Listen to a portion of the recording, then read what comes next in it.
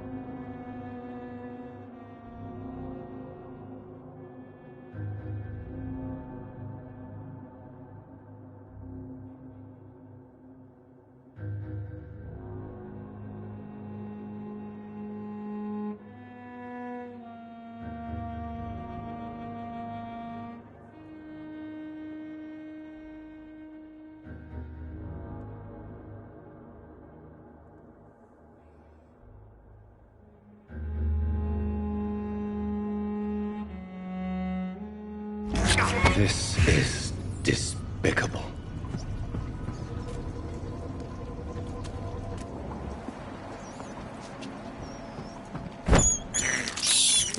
I have this thirst for blood.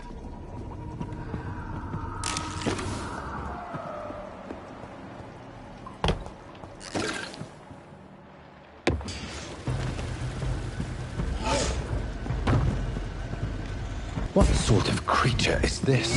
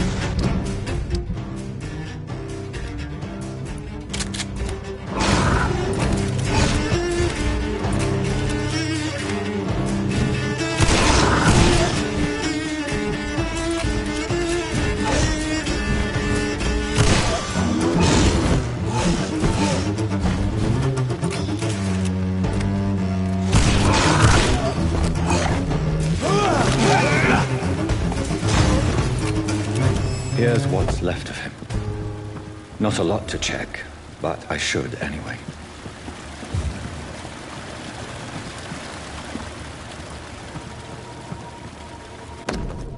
Some voucher for a free checkup in Whitechapel. What is Nurse Crane up to?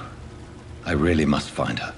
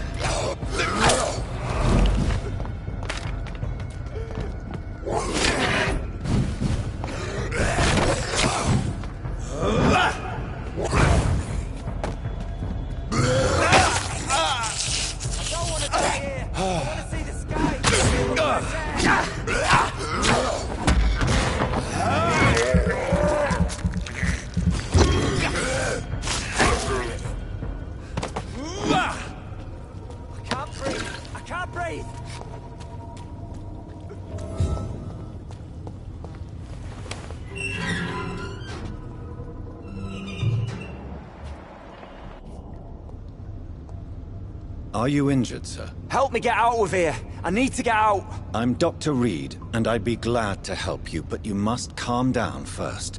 Please, take a deep breath and tell me your name. Okay. I'm Oswald Thatcher. Please, I need to get out. All right, Mr. Thatcher, you're safe now. Do you think you can reach the street by yourself? Yes, I do. Good. Now leave this place and enjoy the cool night air. It's quite invigorating. I'm sure you'll feel better if you do.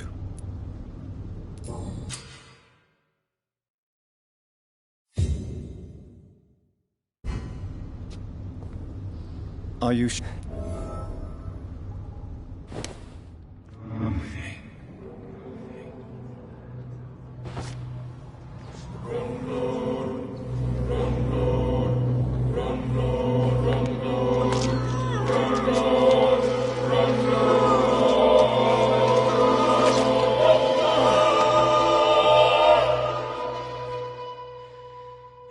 Newton, don't be sorry. We'll meet again soon, and we will be serene and beautiful.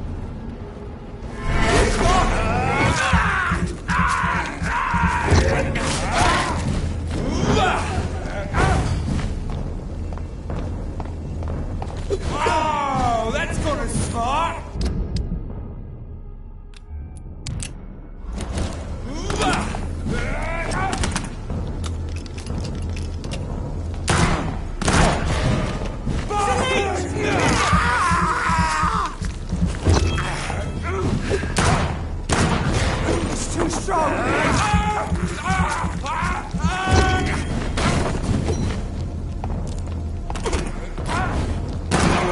Oh, Christ! Grenade! It ain't you!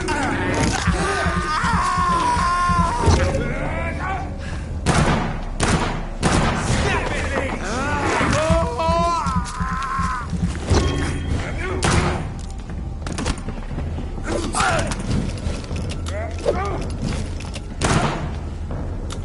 That's gonna hurt!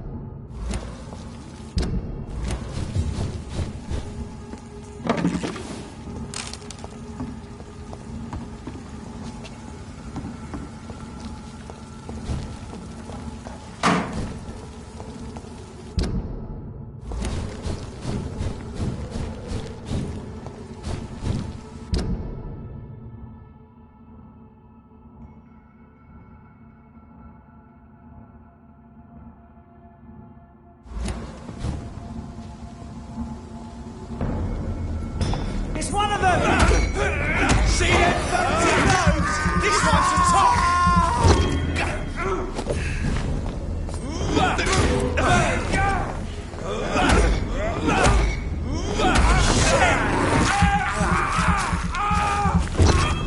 Has it fled?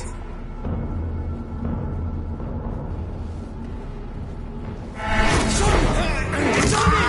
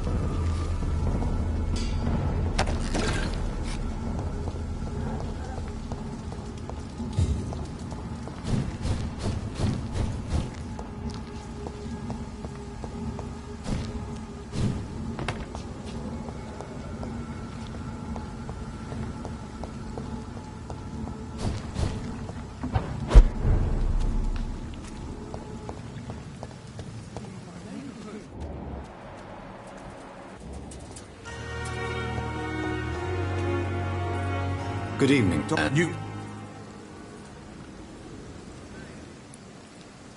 Goodbye, Mr. Blight. Take care of yourself.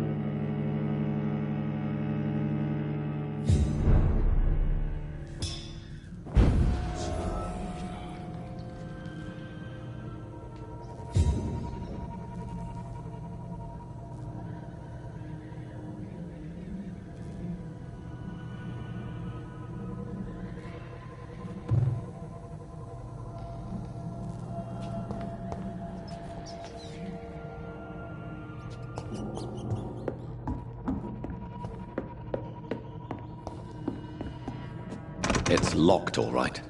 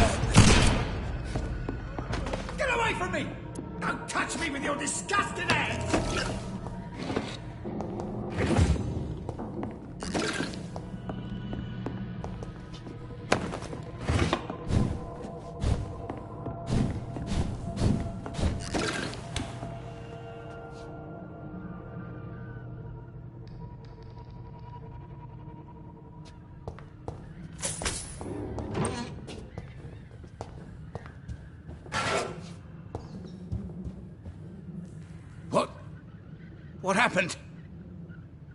Who are you? It's all right, sir. You're safe now. Oh, a fellow Englishman. Thank you, sir. For a moment, I thought those bloody heathens would kill me. What are you doing here? This place is not safe. Yeah, it's a cesspool, but it's mine. I came to collect some overdue rent, but those who still live here have gone completely bonkers. You're very lucky to be alive. Yeah, filthy immigrants. Fucking savages, every one of them. And now with this bloody fever, they're just animals. You can find safety of sorts in Whitechapel. If you're quick and cautious, you'll be able to avoid the savages.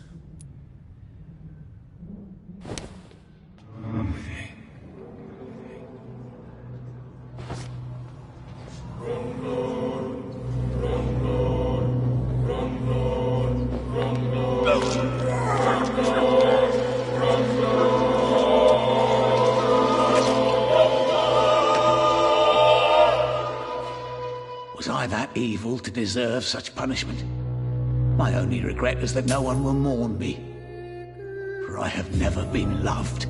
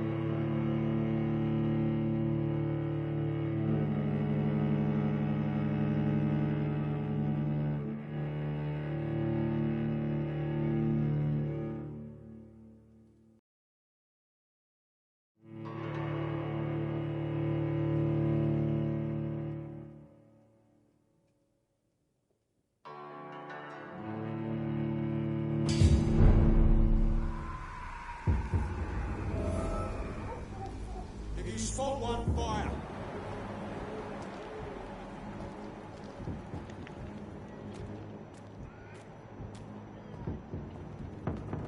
Look over there! He's on to us!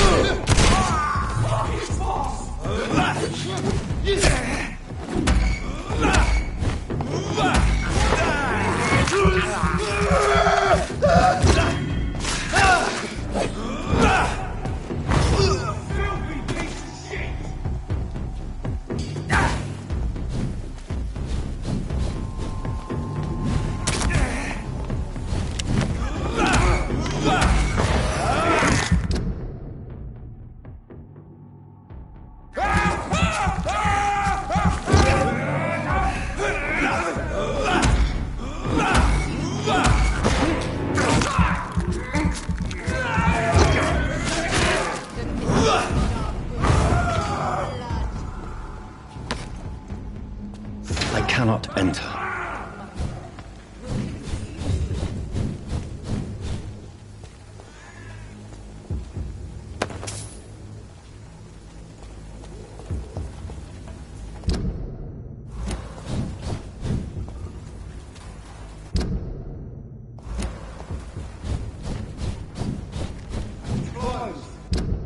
Die, vermin!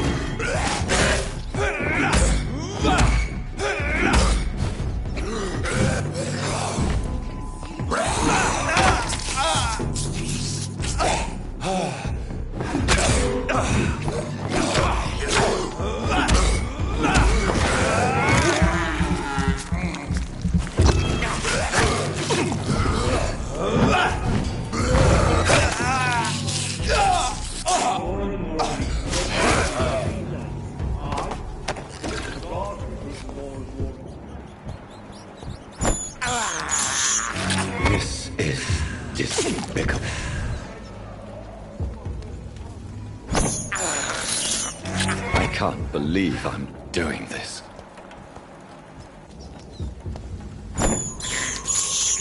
I have this thirst for blood.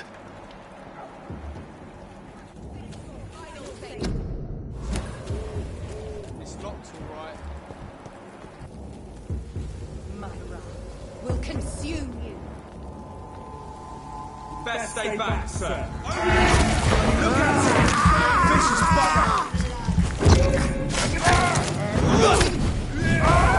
Murdering bastard!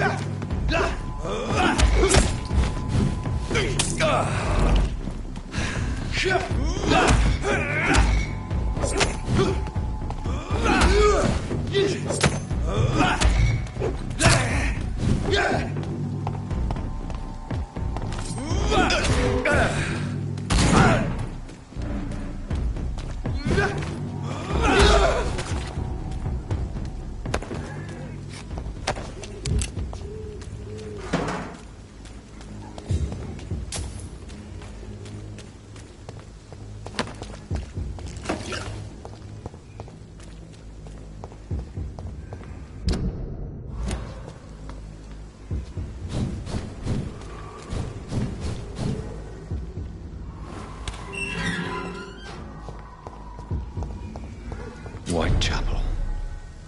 This neighborhood is linked somehow to the kind Lady Ashbury's blackmail. First, let's find this Petrescu fellow.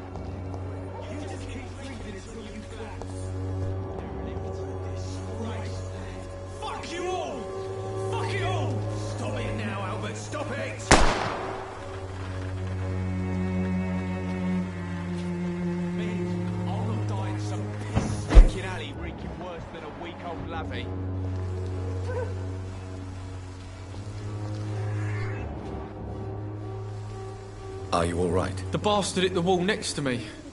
I don't even know if he meant to miss. If you've been hurt, I can help you. I'm a doctor. Name's Albert. Remember it. Now bugger off.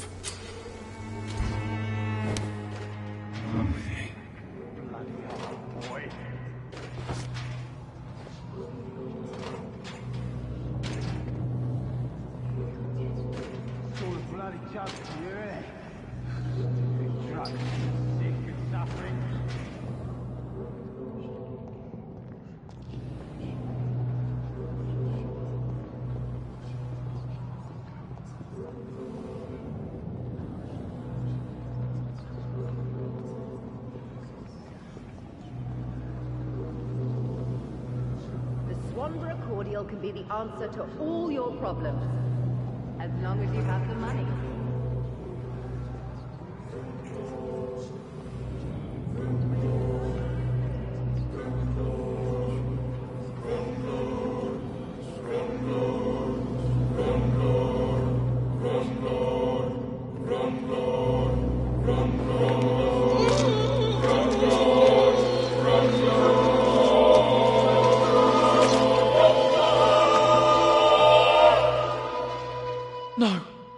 Not now.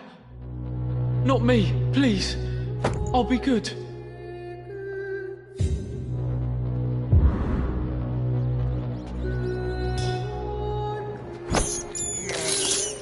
This is despicable.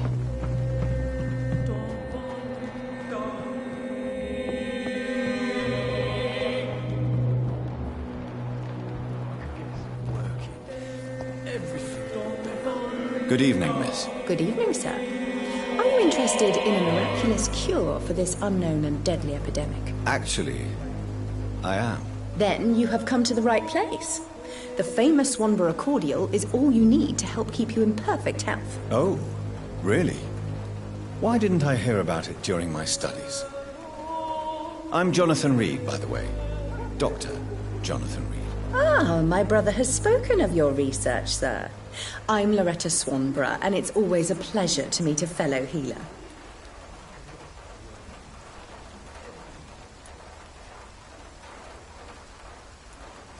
Do you know Nurse Dorothy Crane from the Pembroke Hospital? I'd like to know more about her. I don't like to talk about competition. Competition, you say? Never met her, but it seems she provides some sort of medical care to the poor. The whole thing has to be some sort of scam, if you ask me. Goodbye, Miss Swanborough. Perhaps we'll talk again.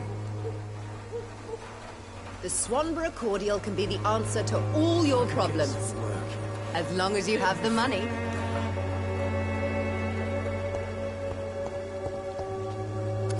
When science What? Shooting a fails boy in the middle of the street? Not the best thing to do, wouldn't you say? What? You saw what happened? Who are you? I'm Dr. Reed, and I'd like to ask you a few questions, if you promise me to set your gun aside. No. Look, I'm not a violent man. I'm Benjamin Palmer, doctor.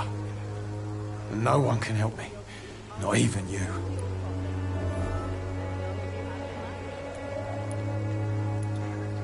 I have found a very interesting letter.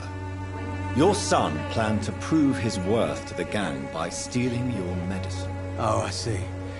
So the little bugger thought he could use his dad to build a reputation. The gang's recruiter was dead when I found him. Perhaps you should take better care of your son. I love my Albert, sir. Believe me. It's just...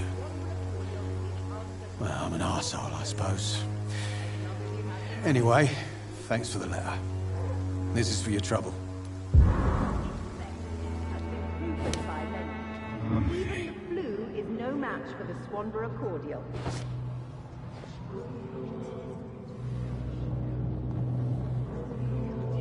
When science fails you, this elixir will give you faith again.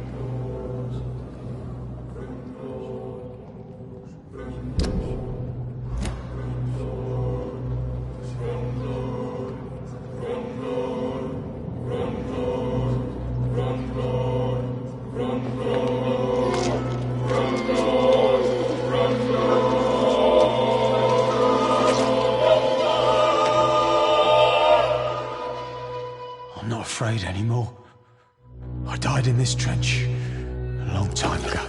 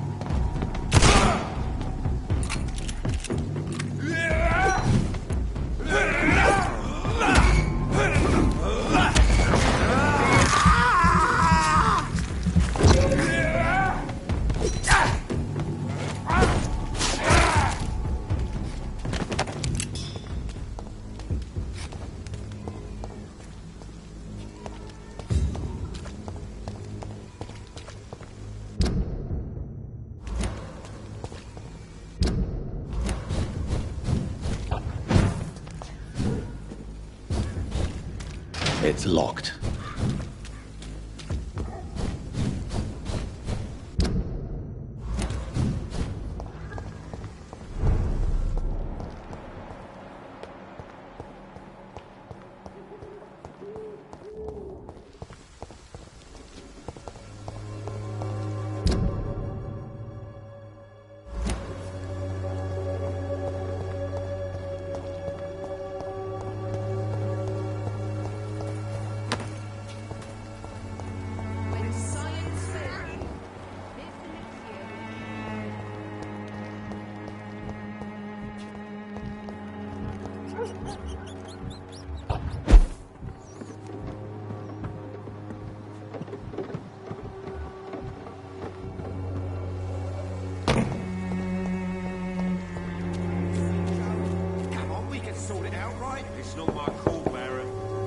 Hello, young man.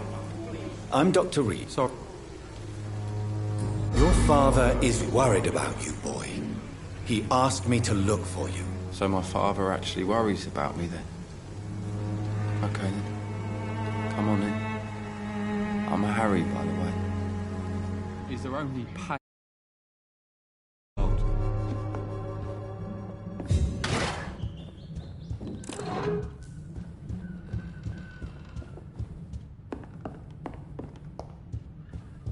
Even my rooms are soaked with glue.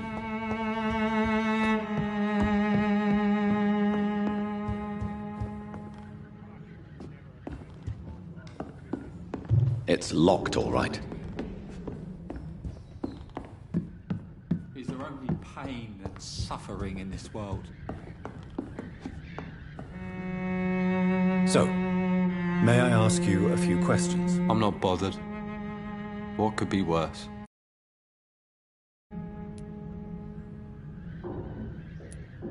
Do you know Nurse Dorothy Crane from the Pembroke Hospital? I'd like to know more about her. Yes, I know her. She came here to examine me when I was very sick. She said I should go out more.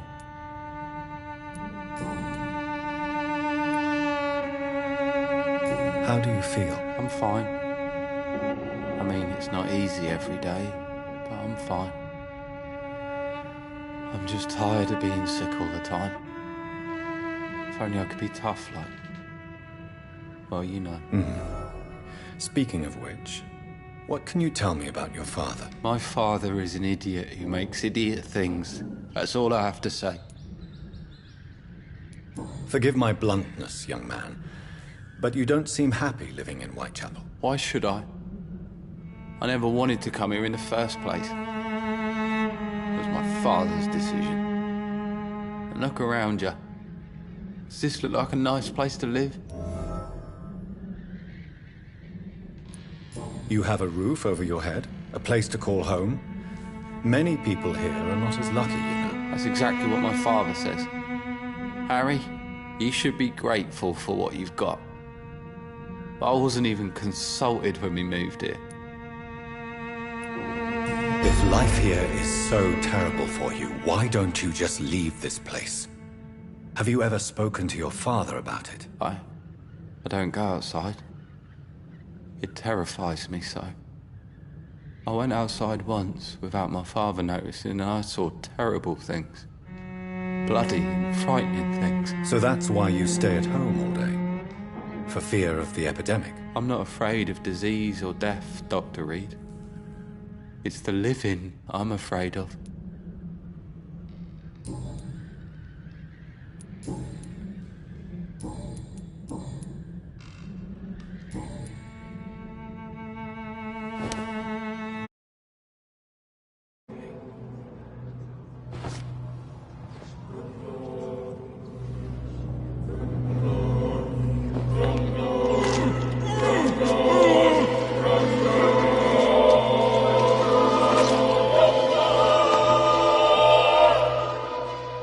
Death is so cold. I hoped it would be more meaningful.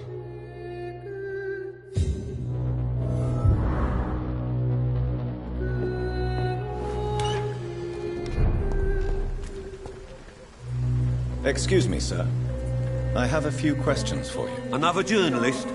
I didn't answer the first one, so piss off! I'm not a journalist, I'm a doctor. A doctor, you say? It's quite a rare breed in this part of town. Really? But still, here I am. Dr. Jonathan Reed, at your service. I'm Joe Peterson's son, but Colossus Joe to most. And I don't remember asking for your service, sir. May I ask what you do around here? I do whatever I want, and sometimes even more. Now sod off.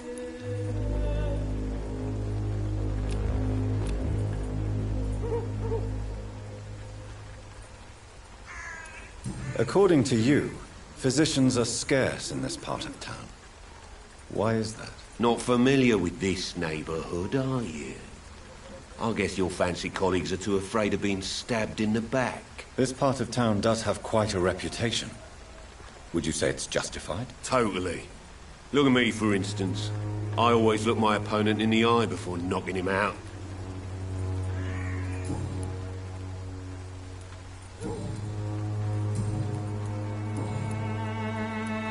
Harry doesn't seem happy living in Whitechapel. Why did you make him come here? I've always put my son's interests above everything else, whatever he may think.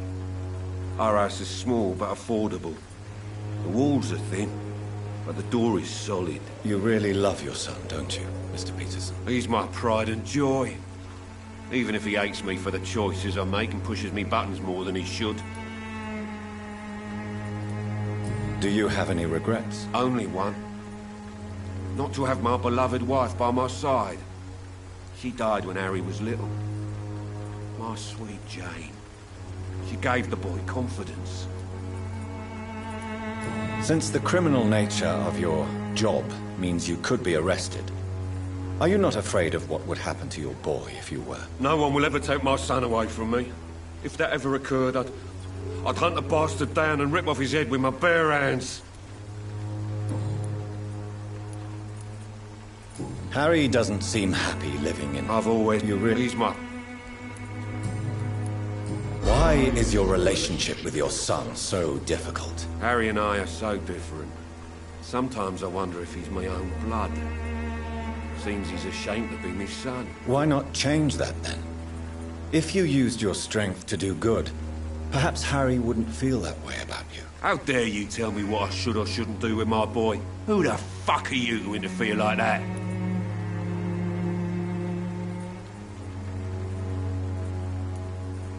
You're a bad father who scares his son and his neighbors, Mr. Peterson. I don't think I like your attitude, sir.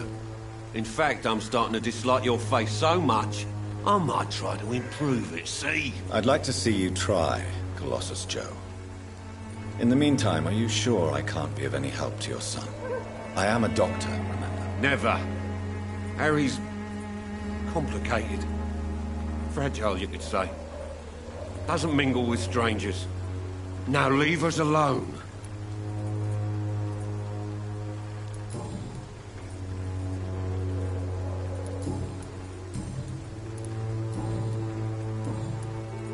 Have you heard of a nurse named Dorothy Crane? She's a colleague of mine, and is supposed to live around here. Dorothy Crane? Yeah, I know her. One of the few good souls who dare to help the sick around here. Could you please tell me more about her? She's a nice girl. Tries to help the migrants.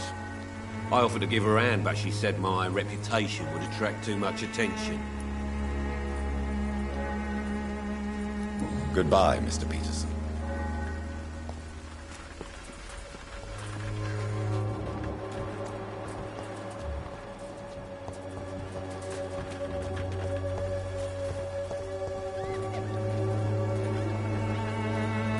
Welcome, sir. Please, take a browse of my wares. I'm Dr. Reed. I would like to ask you a few questions, if you don't mind. Doctor? Interesting. I'm Barrett Lewis. Usually I don't have time to waste with talk, but at this hour of the night I can hardly refuse.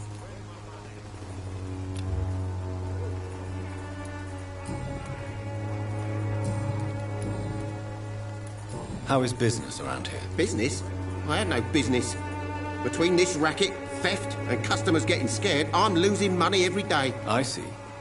Sounds like you blame someone in particular for your situation. It's no secret Joe Peterson spends his time harassing merchants. But with me, he's trying to put me out of business once and for all.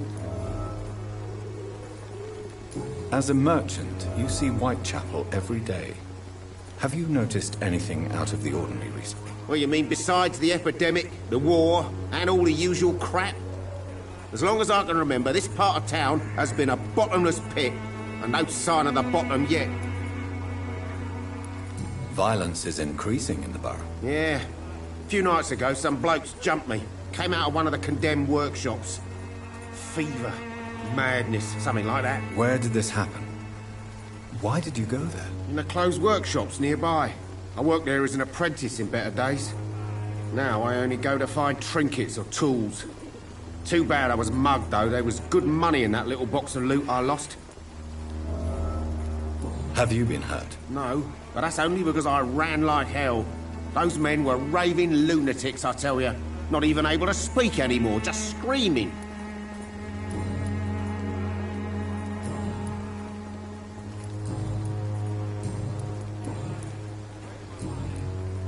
Have you heard of a nurse called Dorothy Crane? Nurse Crane? So the bitch really is a nurse, then? Always thought she was just some crafty foreigner, that one. Yes, she's a nurse, and quite a good one.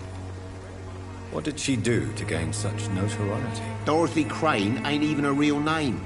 Something like Dorothea Craniu. Something like that.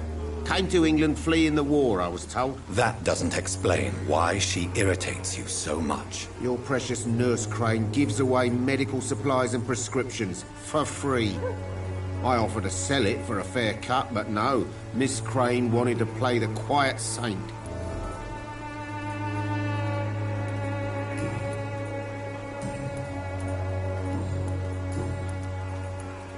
That's all for now. Goodbye.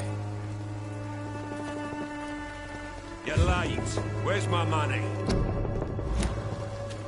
I know it's hard to believe, but this district has always been wretched. Don't let your guard You down, again? sir. What do you want this time?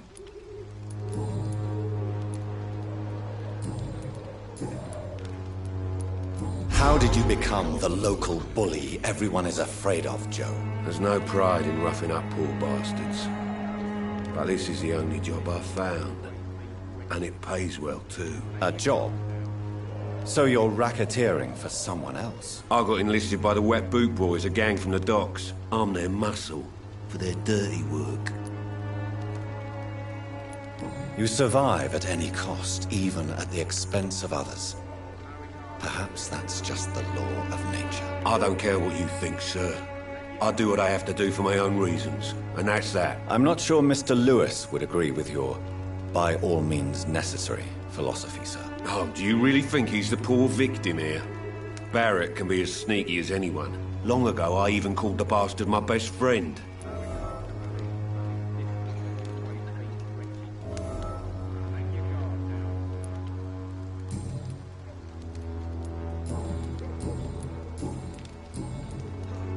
Goodbye, Mr. Peterson.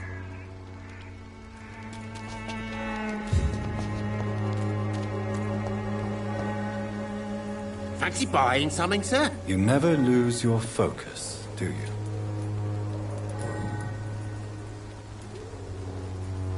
Joe Peterson. He's the villain here, isn't he?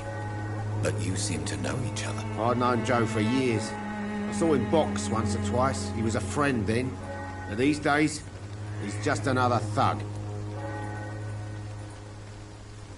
What can you tell me about Mr. Peterson? Besides his behavior toward you, obviously. Colossus Joe was a decent boxer, good one even.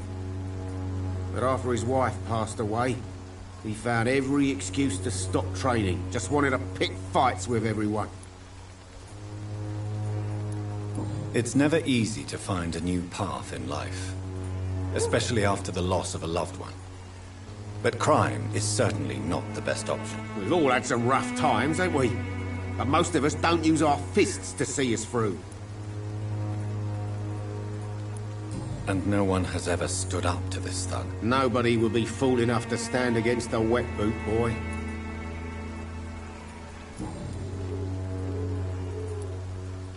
What What do you know of Harry Peterson? The boy seems so fragile. Not like his father at all. Harry's a good boy, but he spends most of his time complaining. He's had it tough, all right, but he needs to grow a pair. What troubles him exactly? Well, despite being his father's son, almost everything, I think. He never wanted to come to Whitechapel in the first place. Hates this place more than most of us.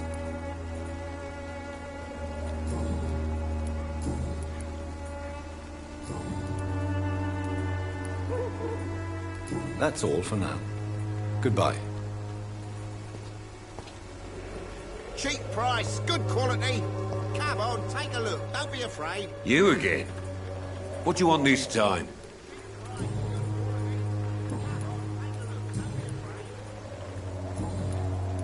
Have you heard of a nurse? Could you... Goodbye, Mr. Peterson.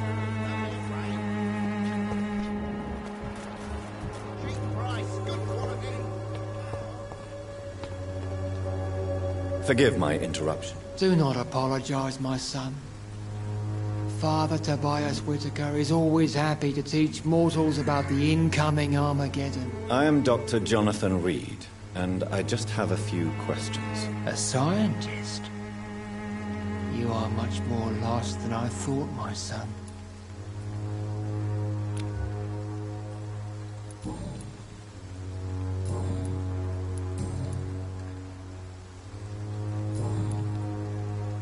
Do you know Nurse Dorothy Crane from the Pembroke Hospital? I'd like to know more about her. I don't like the liberal ideas of nurses, but I especially abhor that Nurse Crane you mentioned. So, you're not exactly a fan of Florence Nightingale's work. But nurses are essential for modern healthcare. Nuns should be the only women allowed to take care of male patients. It's obvious only they have the necessary moral fiber. Why do you hate Nurse Crane more than other nurses? Before coming to London, she was a member of the communist resistance in our country. That's what happens when you let a woman get involved in politics.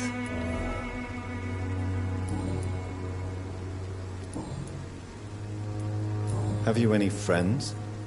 Any family left in these terrible times? No. But I have a disciple I see as my son. He is so devoted.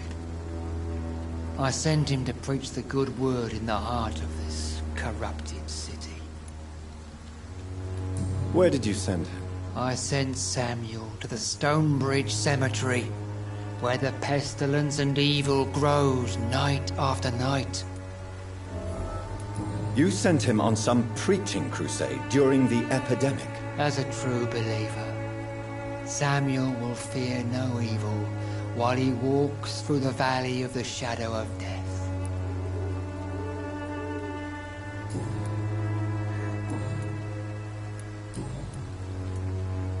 What do you mean when you say that I am more lost than you thought? All scientists are entangled in a world of causes and consequences, and most of them can't see the plain truth. Quite a judgmental opinion, if you ask me.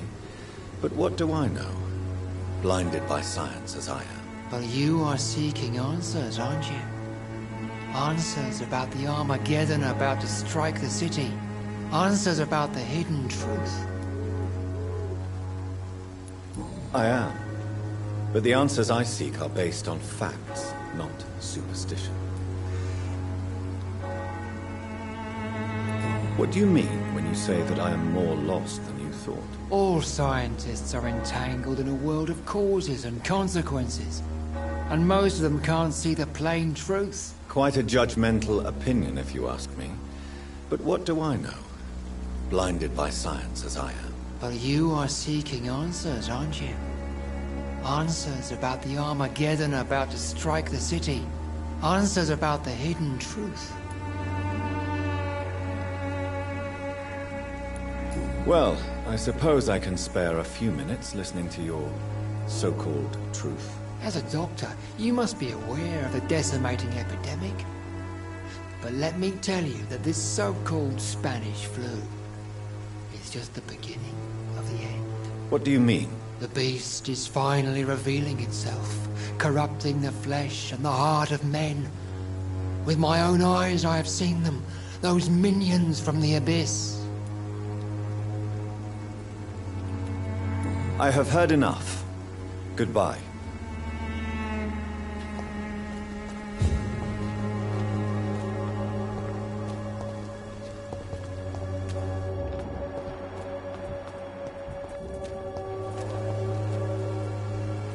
Don't.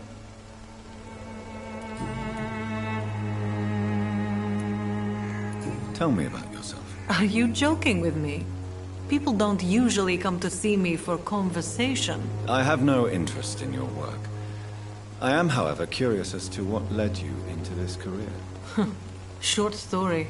The war, exile, and England. This country is not especially welcoming. I've been refused many jobs because of where I am from. I had few options left. I always thought I was the master of my own fate. But now I know we don't always have control over our lives. I don't judge you. You know, this money is not only for me. I have good reasons to need this money quickly, but it is not your concern, Doctor.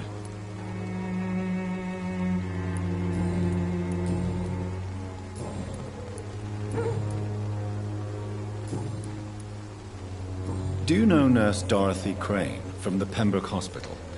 Anything you can tell me about her would be helpful. I don't know her, but I know her name is Dorothea Crăciunescu. She came from Romania like me and many others. You seem to respect her. Dorothea helps the sick people of Whitechapel. Everyone should respect that. Christina, have you been examined? The epidemic is spreading fast in London, and you could be exposed. Or expose others. I don't like doctors or hospitals, but I don't like you asking questions.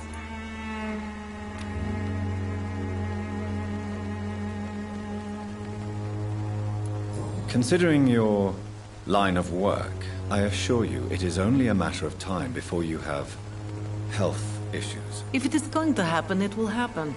Right now, I need money. That's what's important. You can put your own life in danger, that's your decision. But what about your clients? If you're contaminated, you will put them in danger too. And you think that would worry me? If you knew the men I deal with, their health would not be what you'd worry about.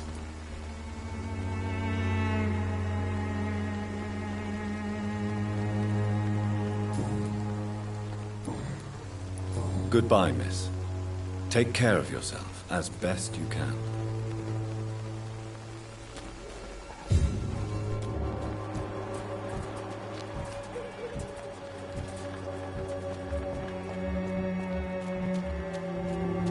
I should never have taken up my father's business.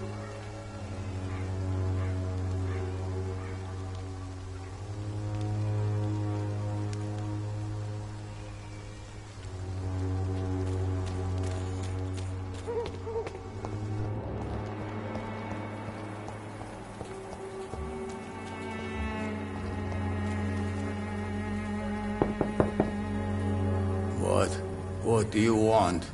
Leave me alone. Good evening, sir. I'm Dr. Reed. I'm looking for Nurse Dorothy Crane. There is no Dorothy Crane here. Now goodbye. I'm afraid this medical leaflet says the opposite, sir. Really? Well, I'm afraid I'm going to close this door right now. Go bother someone else, Mr. Doctor. To enter that house, I must discover who this man really is. Maybe I could start by observing what he's up to.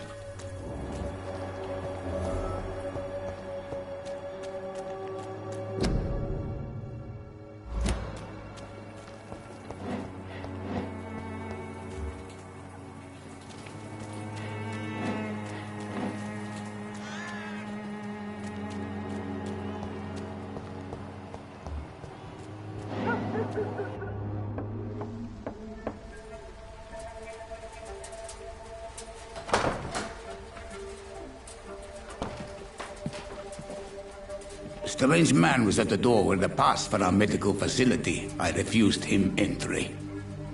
Darius, how could you know he didn't need our help? His clothes were too finely tailored to be for Whitechapel. Perhaps just a friend of that stray poet who is always about. Richard Nethercott? No, not of the same cloth, this man. I suspect some machination from that journalist. Clayton Darby. Is he still asking questions? Yes. I saw him drifting around St. Mary's Church.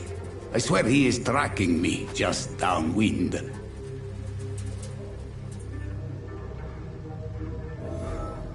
I cannot enter. I must talk to that journalist or the poet. They must know about Darius. Nearby the church they just mentioned.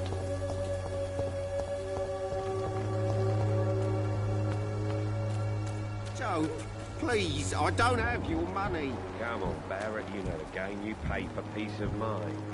Can't you just look the other way this week, Joe? Come on, we... You again? What do you want this time?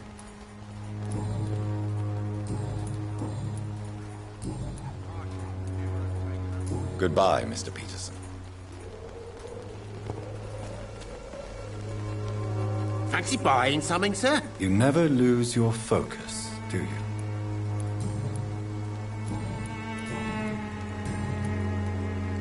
That's all for now. Goodbye.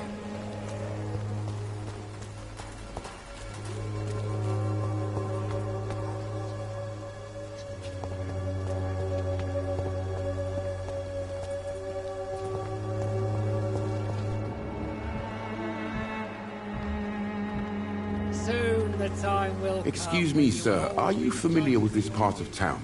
Name's Clayton Darby, reporter. Sorry, I'm new to Whitechapel. But perhaps you could help me since you're a journalist. My name is Jonathan Reed. Dr. Reed, the famous surgeon. I'll gladly help if I'm able, sir.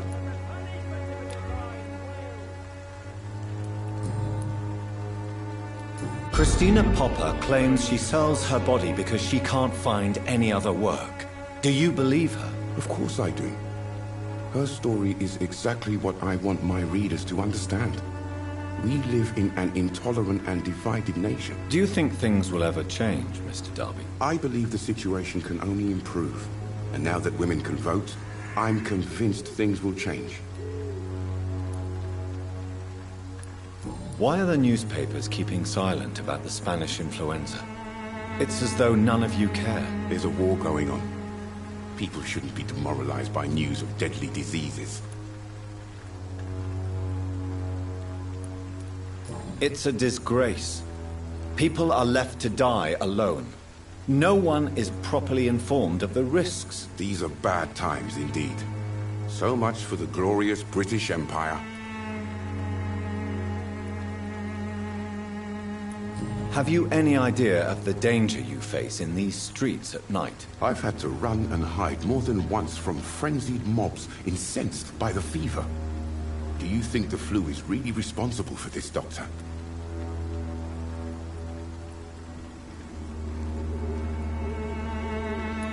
That science is unable to explain the facts doesn't mean there is no rational explanation. I confess, I share your point of view, Doctor. What is a journalist doing in this borough after sunset? He goes where none of his colleagues would dare to go, to inform the country.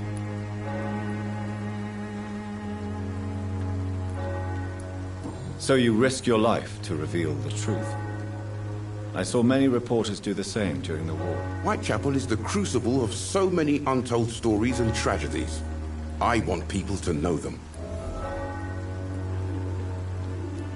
That's quite honorable of you. But is the public interested? Not at all, sir.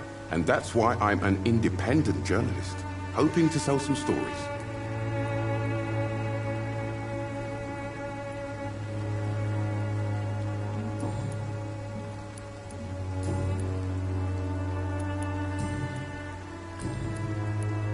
I heard you're investigating an underground medical dispensary in Whitechapel. What do you know about it? Not much, I'm afraid. They are wary of strangers, and I'm not really an acquaintance of theirs. Why do you care?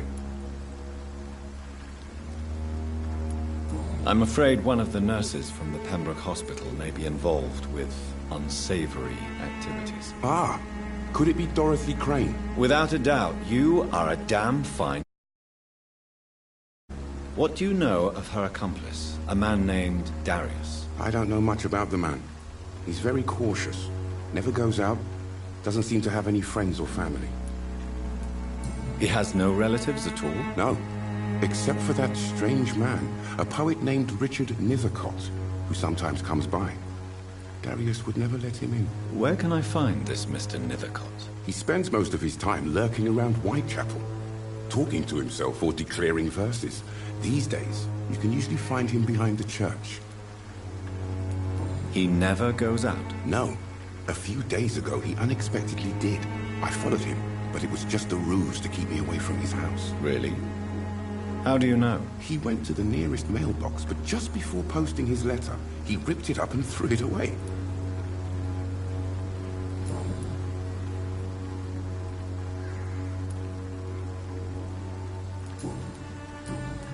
I still have questions. I don't know. Goodbye, Mr. Darby. Farewell.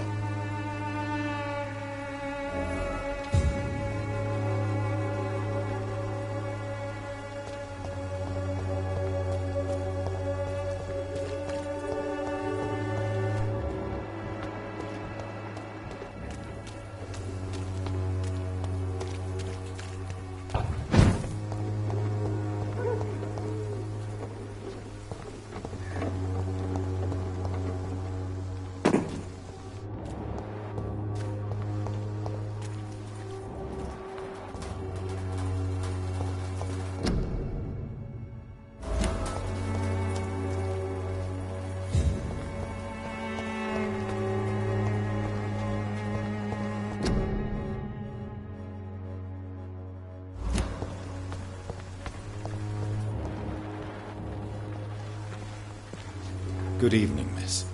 I'm Dr. Reed. I'd like to ask you a few questions. I know what you're thinking. A tall stranger who meets a girl in the street at night. It reeks of the penny dreadfuls. But I mean you no harm, truly.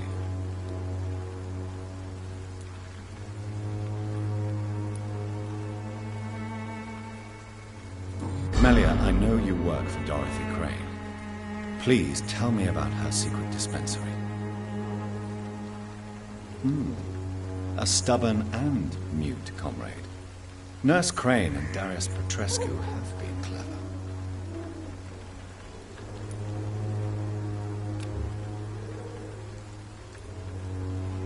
Very well. Goodbye then.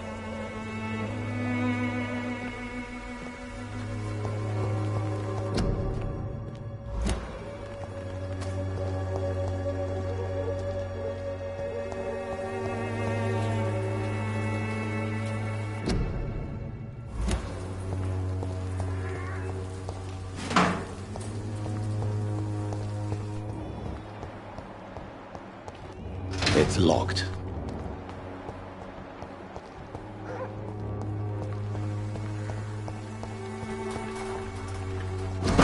The content of Darius' letter to his children could give me more leverage to enter.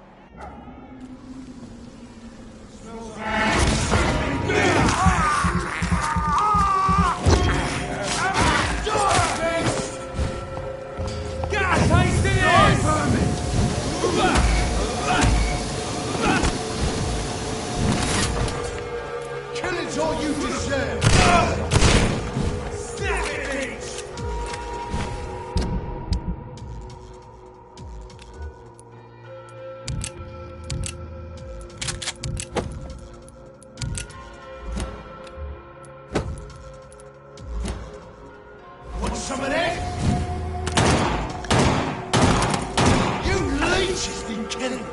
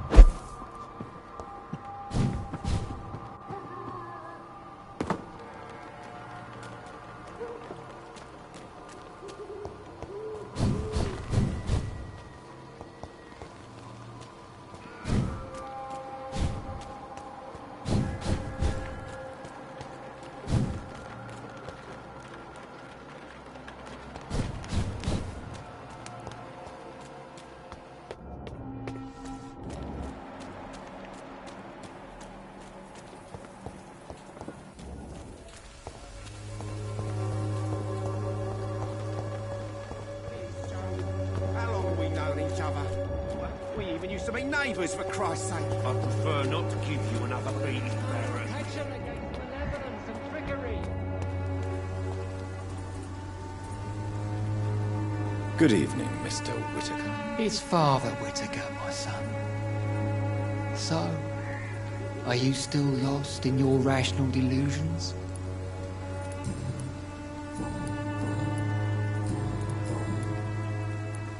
What do you mean when you say that I am more lost than you thought? All scientists are entangled in a world of causes and consequences. And most of them can't see the plain truth. Quite a judgmental opinion, if you ask me. But what do I know? Blinded by science as I am. But you are seeking answers, aren't you? Answers about the Armageddon about to strike the city. Answers about the hidden truth.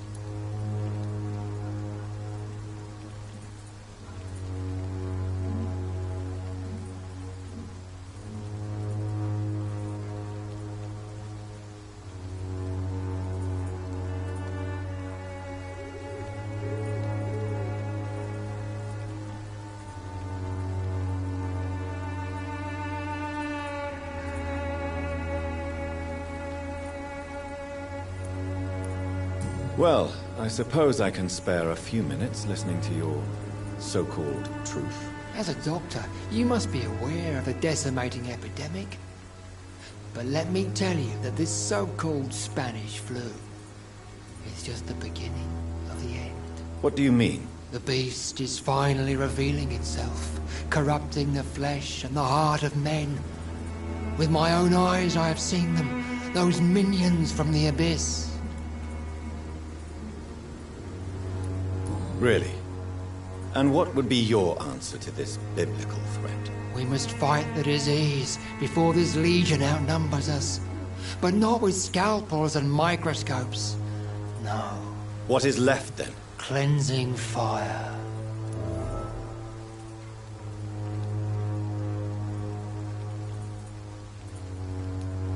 Tell me, Tobias, what exactly is your plan concerning the cleansing of this city? God will recognize his own.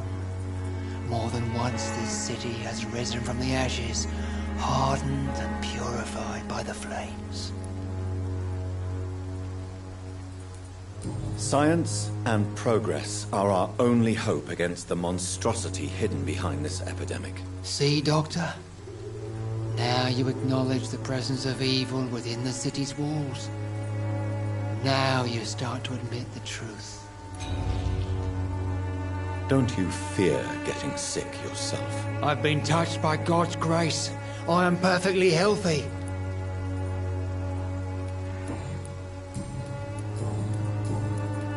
I have heard enough for tonight. Goodbye.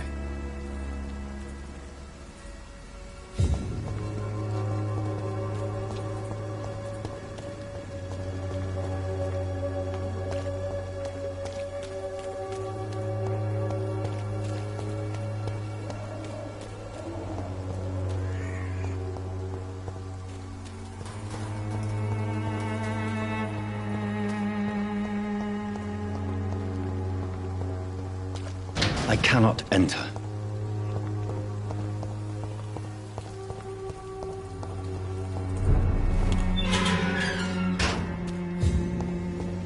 Over there!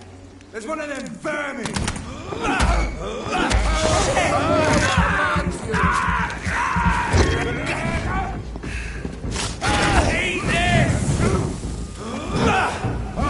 Where is it?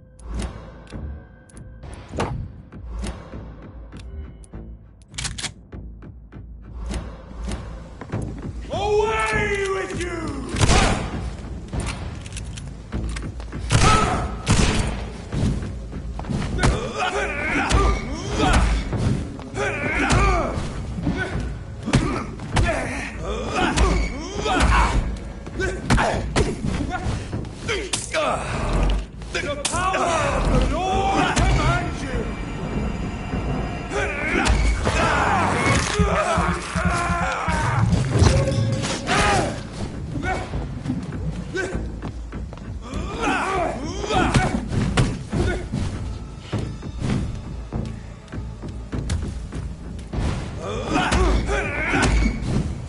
God walks!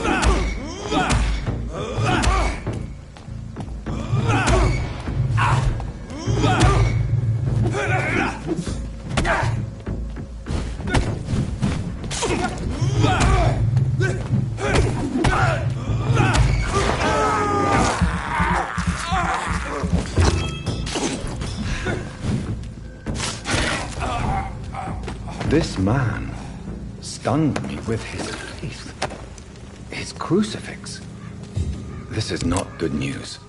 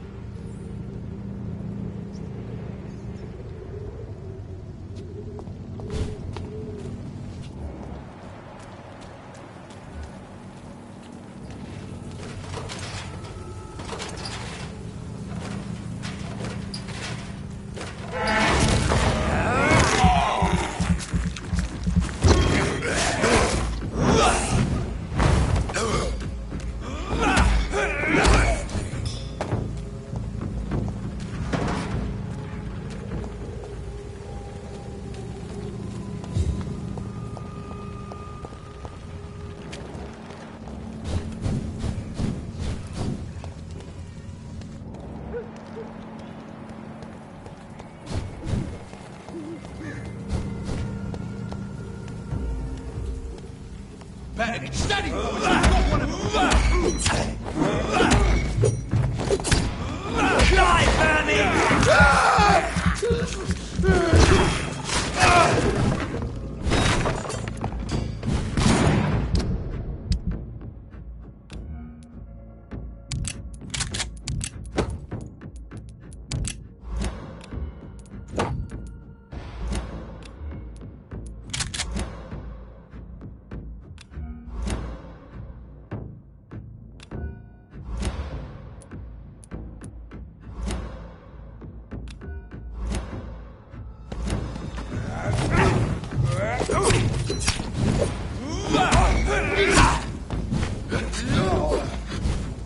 Has it fled?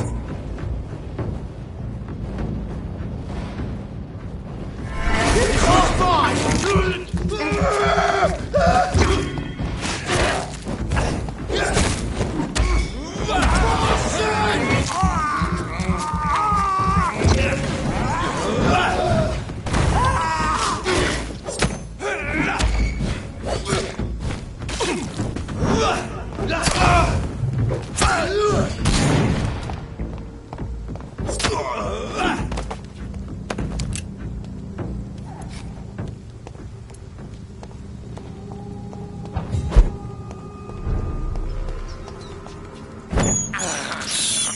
I have this thirst for blood.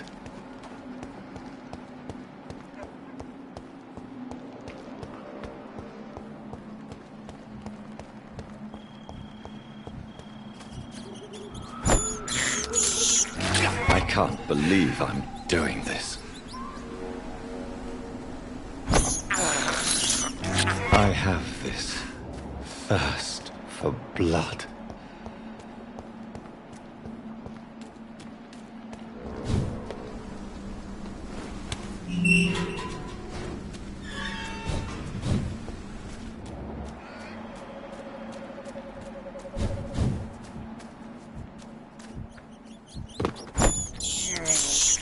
I can't believe I'm doing this.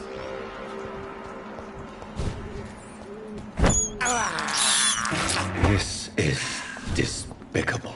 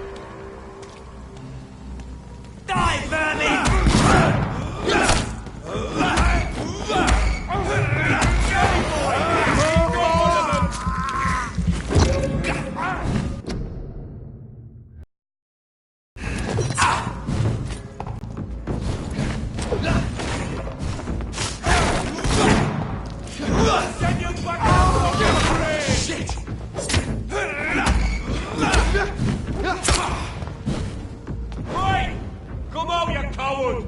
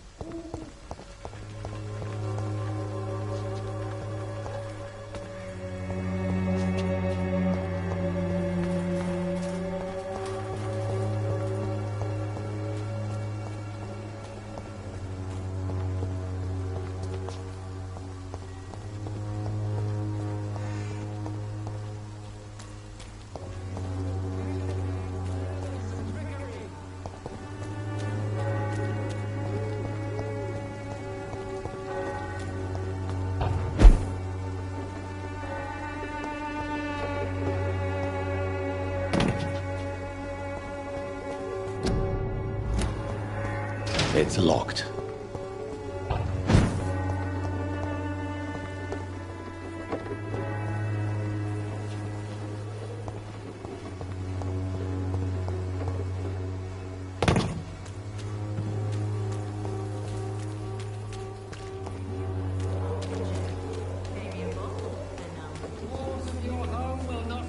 You, for there is no protection against malevolence and trickery.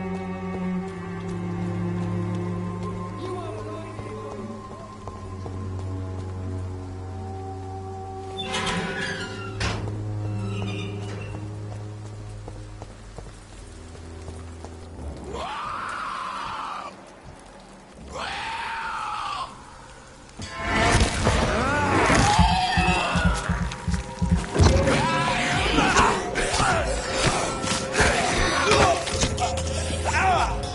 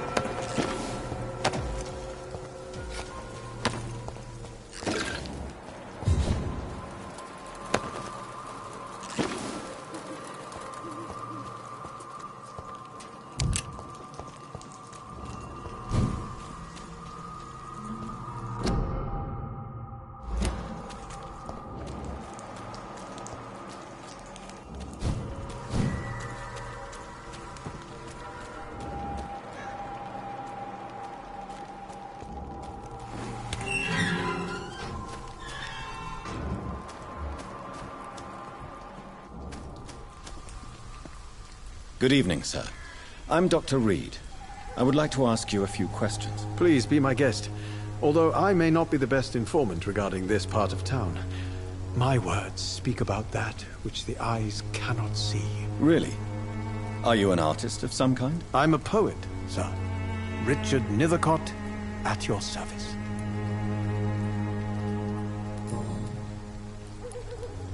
Did you know the Mute Florist is a member of a secret society? No, I didn't.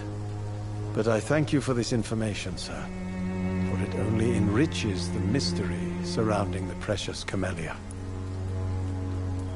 Are you not curious?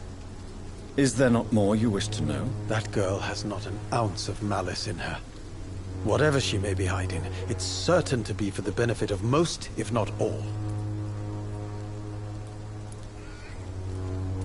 I fear you are a hopeless romantic, Mr. Nethercott. Guilty as charged, Dr. Reed. Tell me, Mr. Nethercott, why seek inspiration in Whitechapel?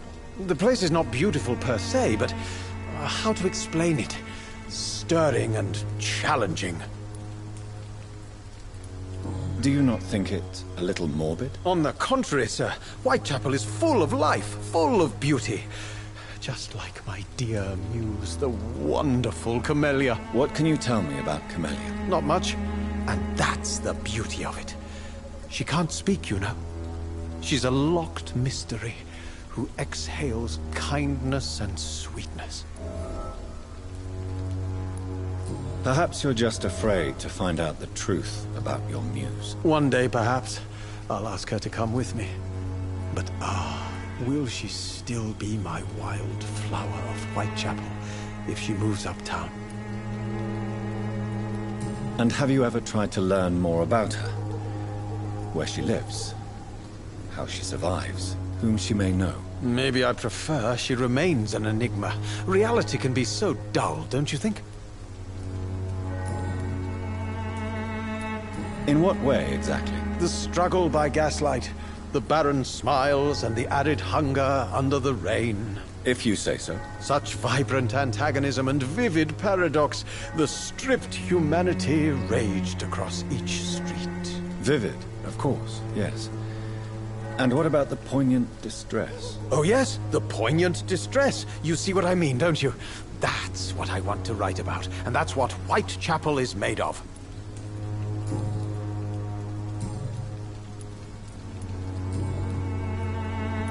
Are you aware that your life could be in danger in this part of town? But this is where I must be to feel the real beat of the city. I had to come, see it for myself, alone. I understand your need for solitude, but it's not safe around here. I don't care. I don't have many friends, Doctor, and my family despises me. If some misfortune came upon you, who would be here to help you? Well, you, for a start, my dear Doctor. May I ask what you're doing at this hour of night, sir? Do you live here? Not at all. I'm just enjoying the pleasure of a quiet walk. Though night talks are always preferable, if you ask me. Especially with strangers. But are you not afraid of the epidemic? Oh, why should I? I see some equity in the Spanish flu. No flesh should be saved, say the scriptures. Good or evil, rich or poor, all are equal in the eyes of the flu. If you say so. But as a physician in a time of epidemic, I must caution you to avoid unnecessary exposure, sir. Thank you, Doctor. But we both know the seeker of truth has to go boldly where the weak dare not. What are your thoughts on the terrible situation in this city? Terrible, you say? No. Of course, the death of so many innocents is a tragedy. But the scourge has not been all bad for the city. Oh, no, sir. What are you talking about? Do you remember London before the flu? Noisy, cacophonic, quiet nowhere to be found. And now, listen to this oddly peaceful silence. Yes. The enjoyable silence of the grave. You have a unique perspective on the situation, I must admit. Most people fail to understand my perspective. I don't blame them. But how could I call myself a poet if I veiled my feelings?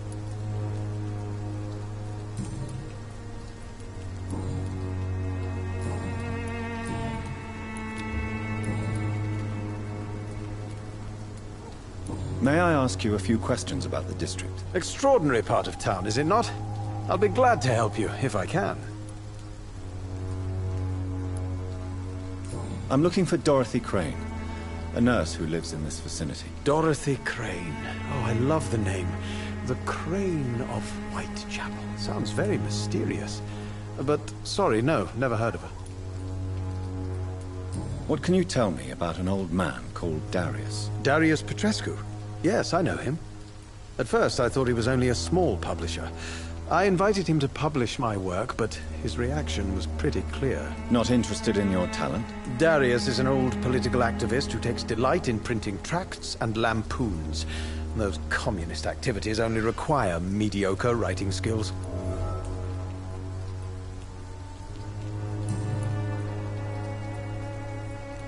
I'll leave you alone, sir. Darius is a bit less of a mystery now. It should not be that difficult to incite him to let me in.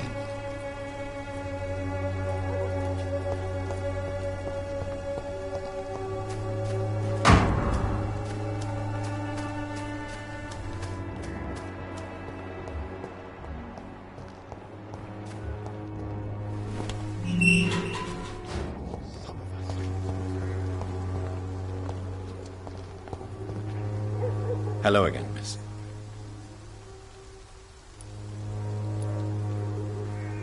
Tell me about Richard Nithercott. I understand he is quite fond of you, Camellia.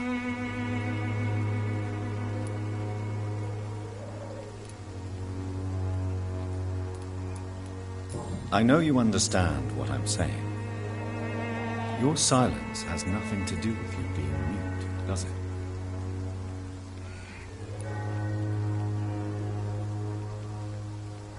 Very well. Goodbye, then.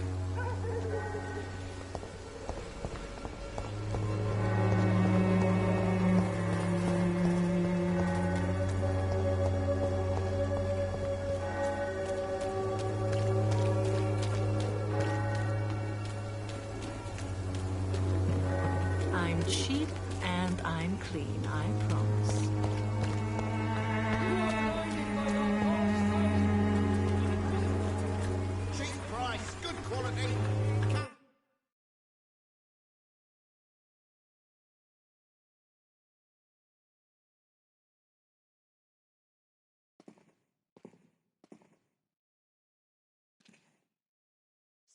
I should never have taken up... You again? What do you want this time?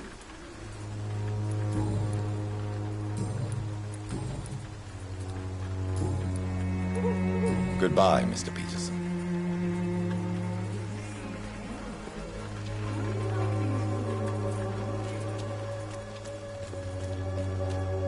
Joe, please, I don't have your money.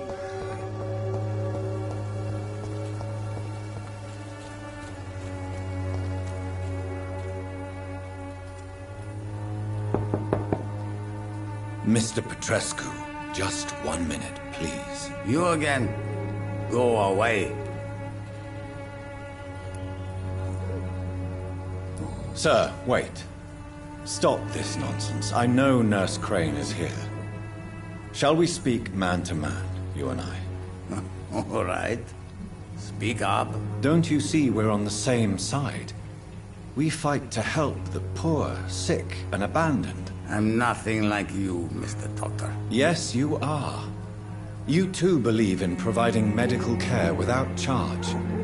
You know what we have to sacrifice to make the world a better place. I have to admit your words have conviction. All right, I'll let you see, Dorothea. Don't make me regret this, though.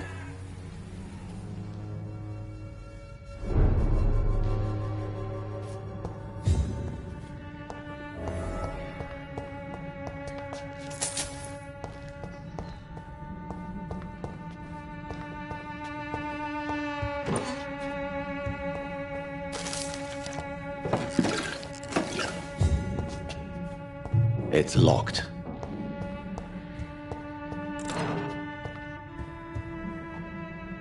We've not had...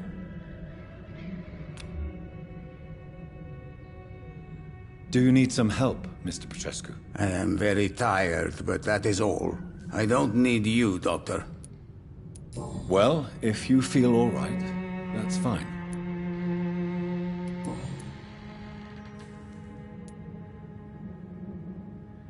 Tell me everything you know about Camellia, the mute florist. I do not believe in the afterlife, Doctor, but I'm almost convinced Camellia is an angel. She volunteered to give out our medical leaflets.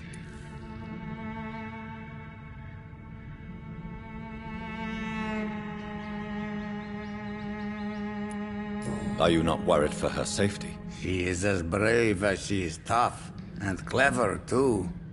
If only I had met her when I was younger. Are you in love with Camellia, Mr. Petrescu? Don't be stupid. If I had met her when I was younger, we could have won our revolution. Who is she, really? Do you know where she's from? She's not from around here, that's all we know. Camellia is not even her name. It's her favorite flower. You say she has no close family? Well, there's that awful poet who constantly follows her around like a lost puppy. A good man for sure, but a very poor writer.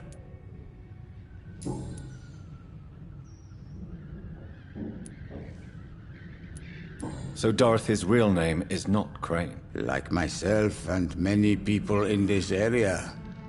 Dorothea is from occupied Romania. That's all you need to know. She seems important to the community. More than you can imagine. The West End does not want to hear of Whitechapel's misery. Dorothea is one of the few doing something about it. Tell me everything you know.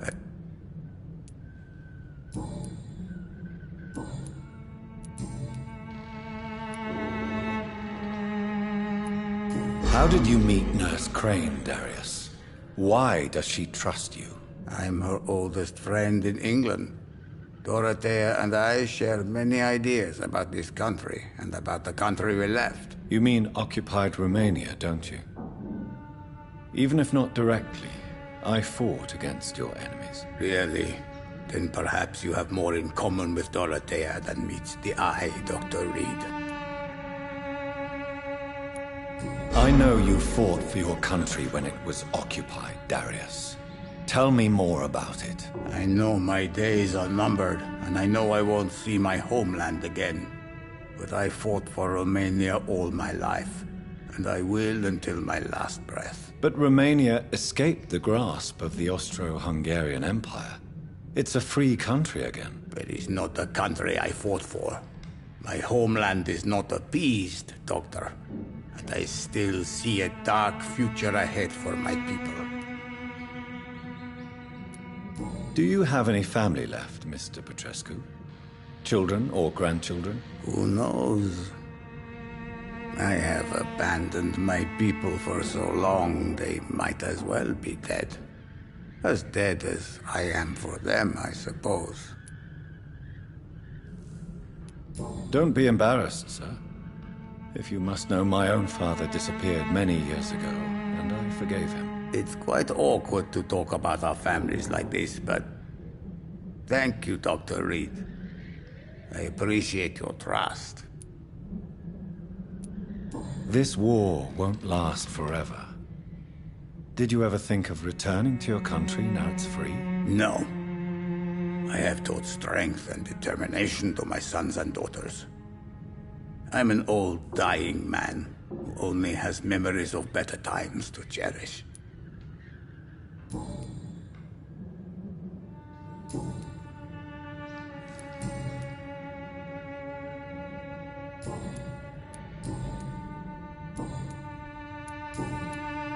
Tell me everything you... I do...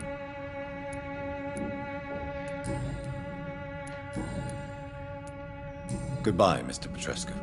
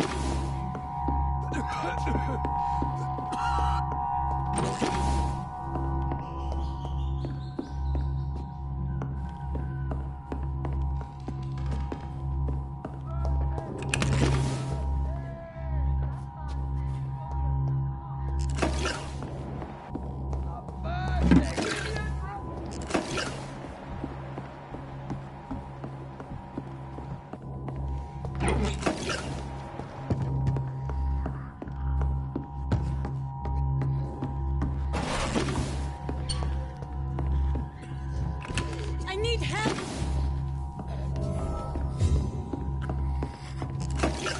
What do we have here, nurse? Patient Raz Van Vasily. High fever running on 3 days.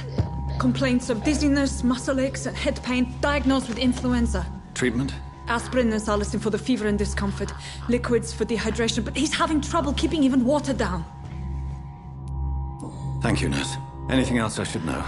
He did lose consciousness this morning, but he's never had convulsions like these. He's not convulsing, he's choking. He's not getting any air. Sculp! Hand me that sculp! What can I do, Doctor?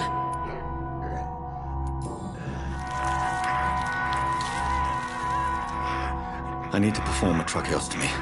Short pipe. That rubber tube will do. We're going to cut a passage for air through the neck.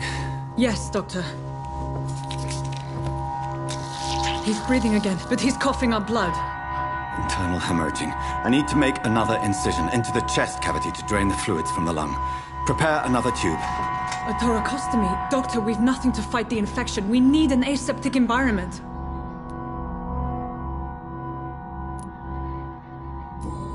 Don't question me, nurse. I need a drain. Now. Yes, Doctor.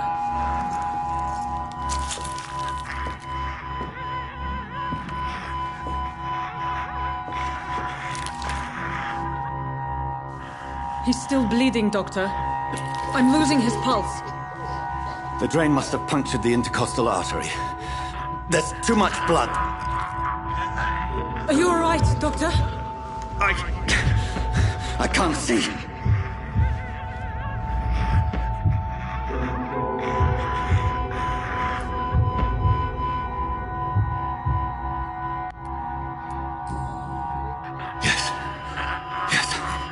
I have this, nurse. Allow me to finish the procedure alone. I need the room. I'd prefer to stay and see this through. This is my patient, Doctor. I have needle and thread for stitching the wound.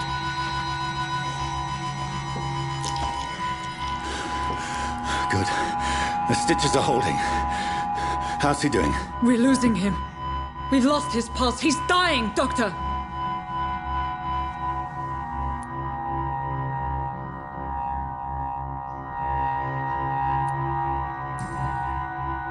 Cardiac massage, now. Cardiac... What? Are you making this up as you go along?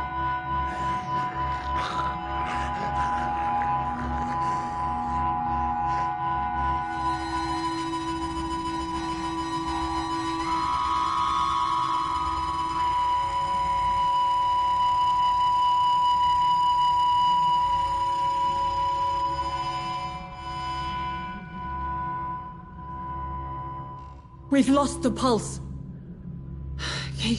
He's gone, Doctor. Nurse, we did everything we could.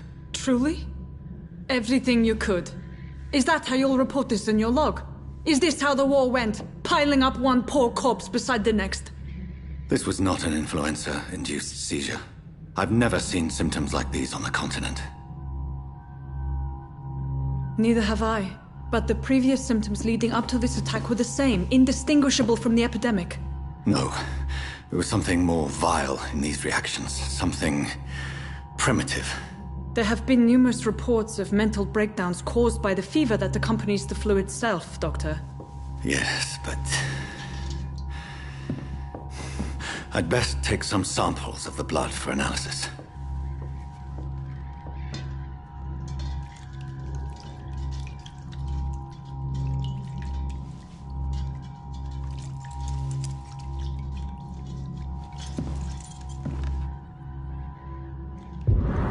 You're here to test my... I suspect it was more than intuition alone that led you to us. So, how might I be of service, Dr. Reed?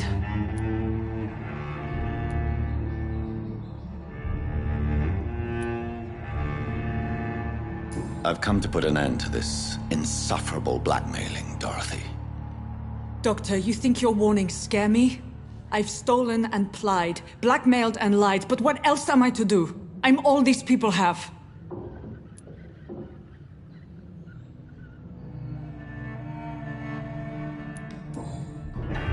You've convinced me of the sincerity of your actions and their noble justifications. But all the same, Blackmail is a crime, and it will stop, Nurse Crane. So, are you going to turn me over to the authorities?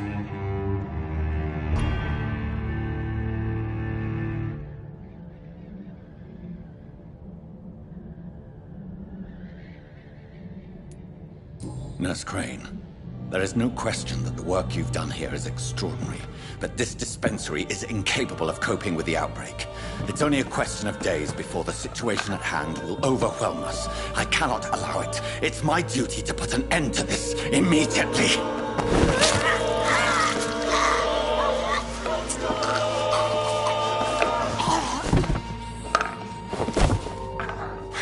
I'm not ashamed. I did what was right. For in the end, I saved lives and you took them. But we had so much in common, Doctor. Don't you see that?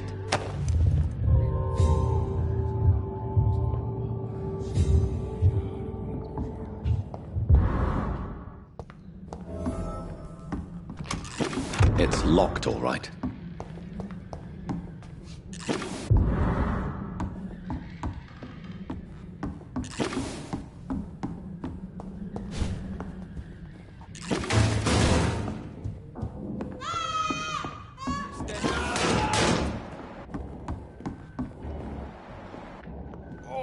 This one stinks already.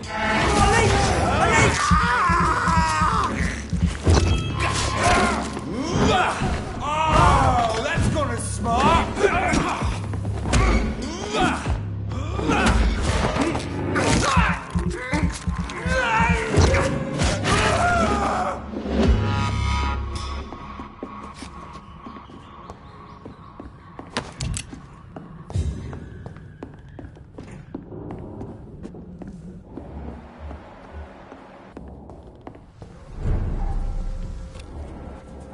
Sir, no civilians allowed. It's one of them!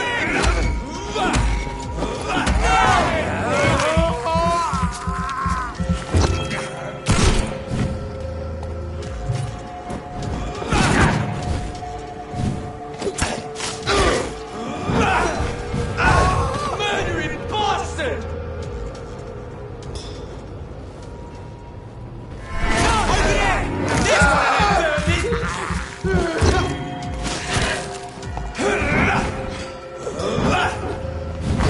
Bloody leech!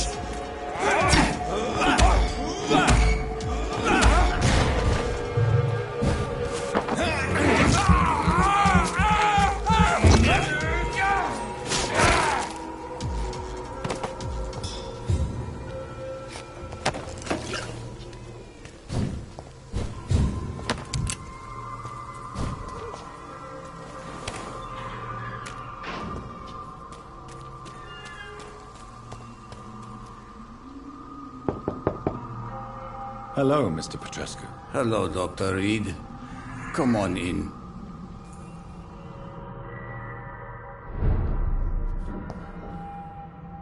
Yes?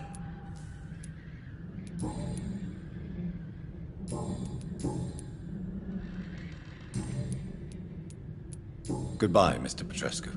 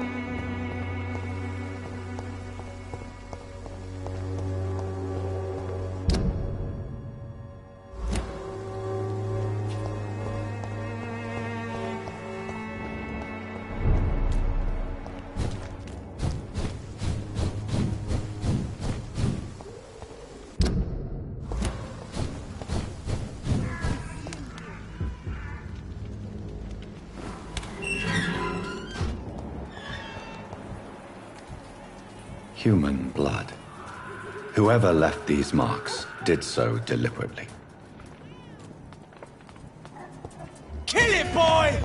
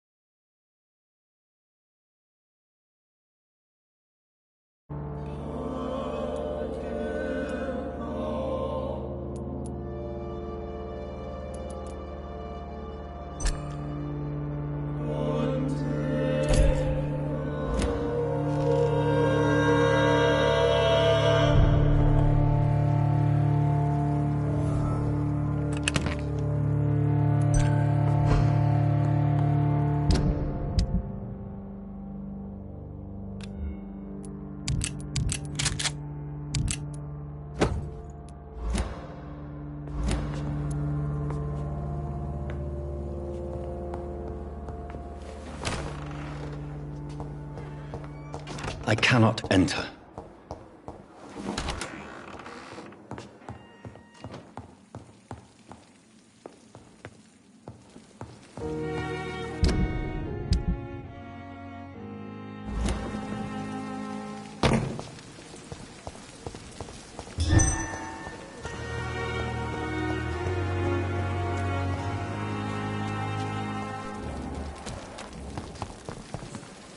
Another night with the glorious battalion of Pembroke.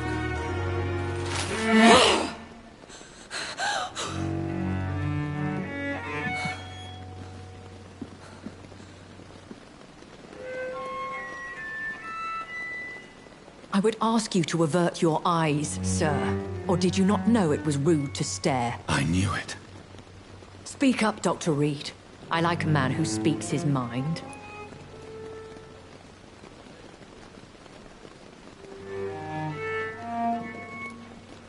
What prevails in the end, I wonder?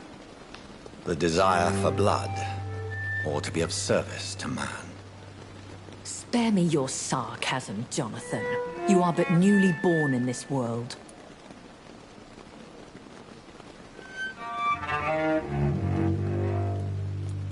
We are vampires. We live by leeching the blood from weaker prey. We are Darwin's next chapter. His cynical and perhaps ultimate expression. The situation is somewhat awkward nonetheless. I have not been observed sustaining myself for many decades. I have to say I'm a trifle embarrassed. Anyway, I have concluded my inquiries concerning your blackmailer. I see. Please excuse my agitated state. Under normal circumstances, I wouldn't let anyone see me in this condition. The case is closed. Permanently. You will not be bothered anymore by the woman. And who was this woman? If you must know, she worked under my employ as Nurse Crane. But I'll wager that's not what will be written on her gravestone. You killed her? Is that what you consider discretion and diplomacy, Dr. Reed? I did what I thought was best, and acted accordingly. You will learn that trust is a rare and precious commodity in the Immortals world, my young doctor. And your actions have not induced me to offer you my support. Why does Dr. Swansea allow you to feed on the patients of the hospital? Dr. Swansea is a good and compassionate man. He is trying to find a solution for our hunger.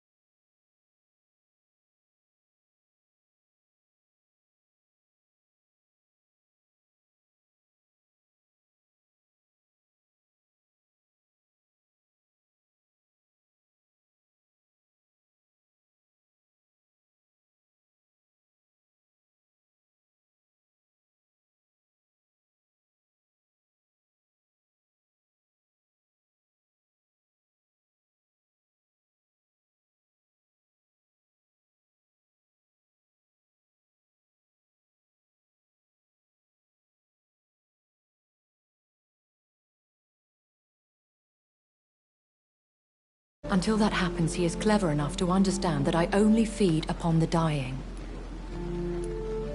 And no one suspected you of the murders?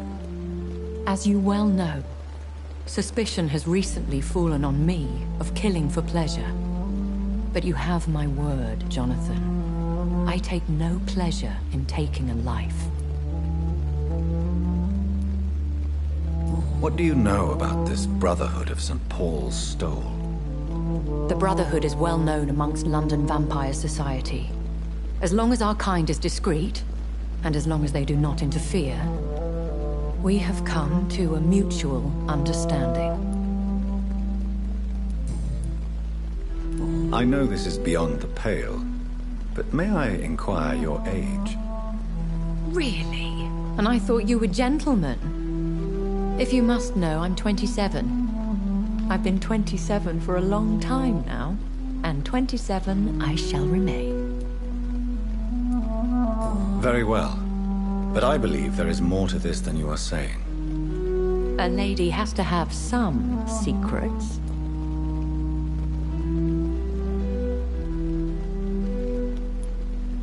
And who bestowed upon you this eternal youth? My maker. He left this isle a long time ago. Why did you save me in the canning factory?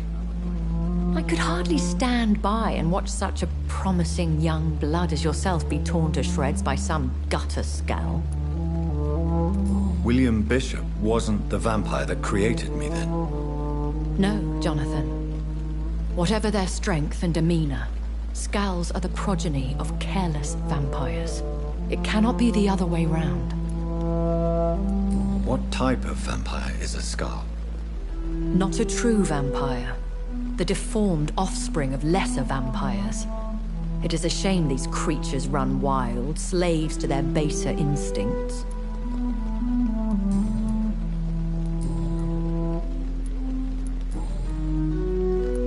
Are there many vampires here in London? Immortals are of a rare breed, and we often tend to hide. But you may occasionally meet some of us at night. Will they all be as affable as you, my lady? I do not see why not. But remember, even the shark smiles before he bites. That sounds like a lesson from experience. Vampire politics are as intricate and sometimes tedious as a game of chess in a gentleman's club. I've learned from experience it is best to decline to play. Do you know any of them? Have you an idea of the identity of the vampire who attacked me? You mean your maker? No, Jonathan, I have no clue. But I fear he or she is as careless as cruel. To let you discover your new condition by yourself. What do you mean? Every now and then, you may discover an immortal in the deep of the night. But we are a rare and reclusive breed. Our progeny is almost never accidental.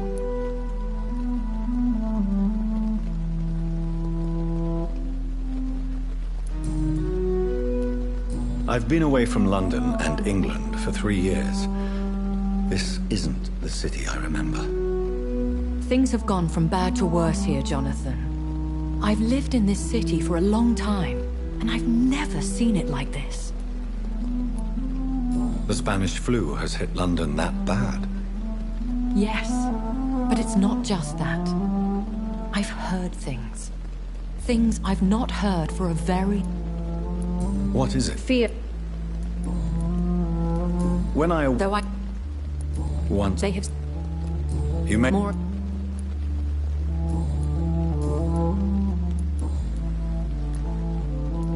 I've been hearing a voice talking in my head.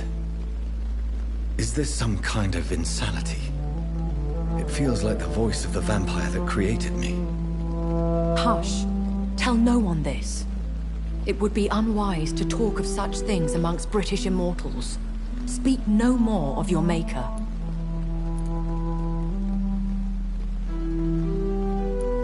Excuse my forwardness, but... Are you my maker? Me? Goodness, no. Only a foolish immortal would create a progeny without taking precaution, and I'm no fool. How could this cause offense? Only the powerful immortals can mentally call to their progeny. No vampire or hunter will sleep easy, knowing that an unidentified elder is stalking the streets of London. I don't understand. Why was I created and then left for dead? That is a question only the one who made you can answer. It's not normal practice. I doubt even if you find him, he will answer you, considering how cruelly he treated you. So me being a vampire could have been a mistake. I very much doubt it, Jonathan. Contrary to the legends, it is not as simple to make another vampire by just biting someone. I'd like to avoid creating another vampire by mistake anyway. Tell me, how is it done? The process is dangerous. It could even kill your potential progeny. If you did decide to sire an offspring, they must drink of your blood, Jonathan. A vampire? Is that what I am? What we are?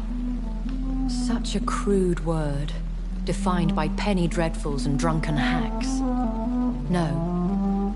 You are now an Ekon, and that you shall remain. Are you an Ekon too? Yes, I am. We are the closest thing to what man refers to as vampires. Forget what you think you know about us. So we are Ekons. How can I identify us amongst other vampires? How to put it? All Ekon are vampires. But all vampires are not Ekon. We are but a branch of the immortal tree. I bid you farewell, for now, my lady. I must quickly analyze the blood I took from Nurse Crane's patient. This is no time to say.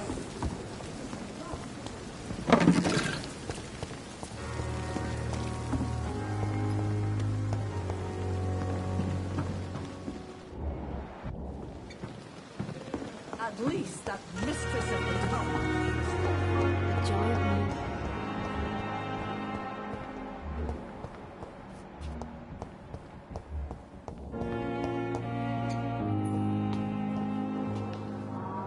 Good night. Thank you for your time. We'll talk later. It's still all coming. How can we be sure we're making a difference?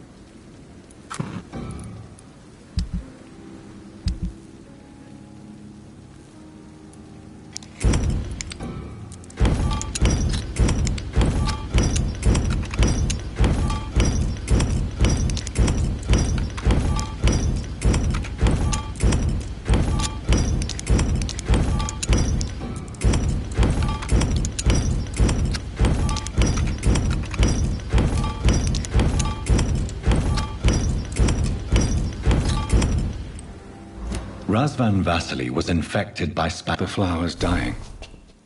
It needs water.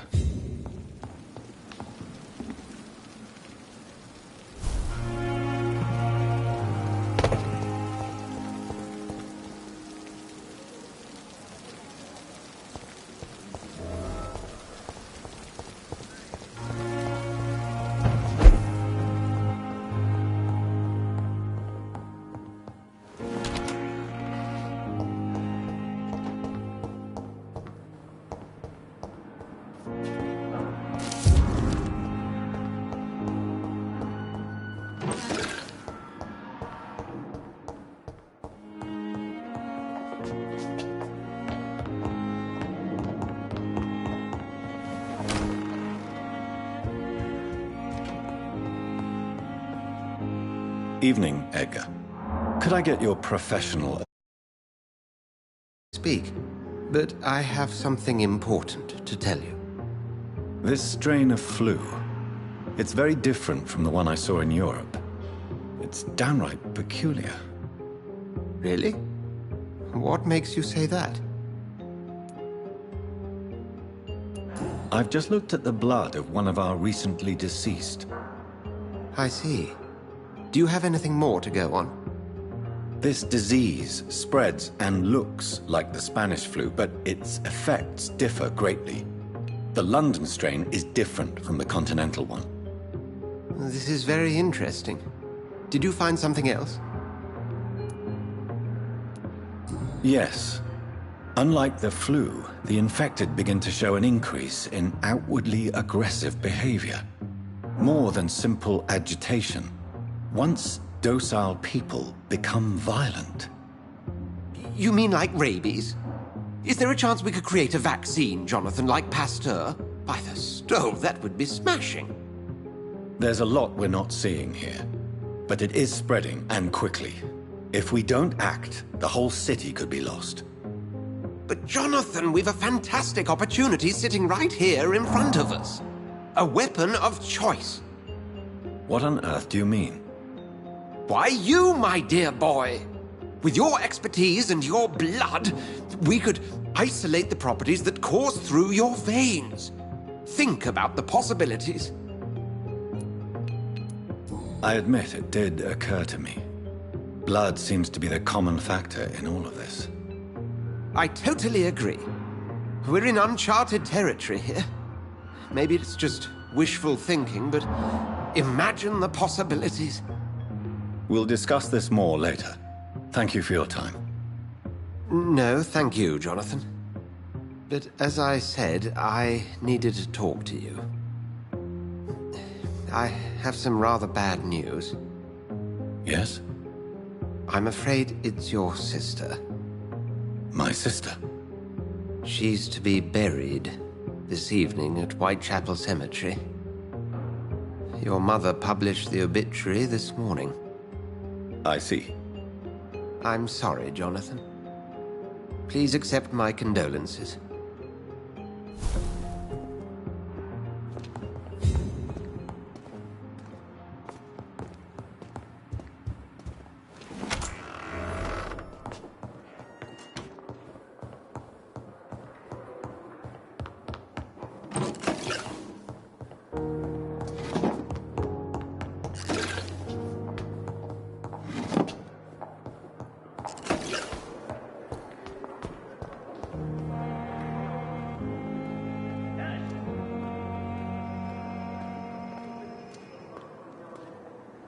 Good evening, Nurse Hawkins. Good evening, Dr. Reed.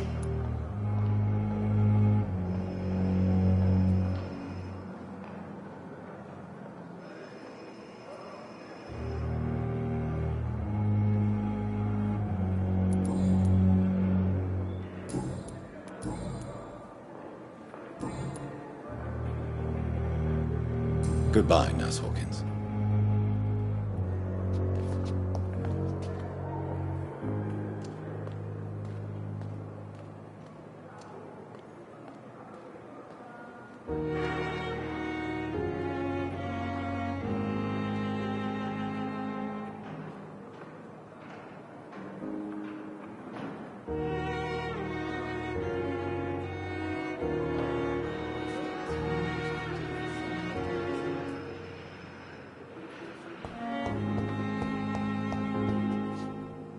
It's locked.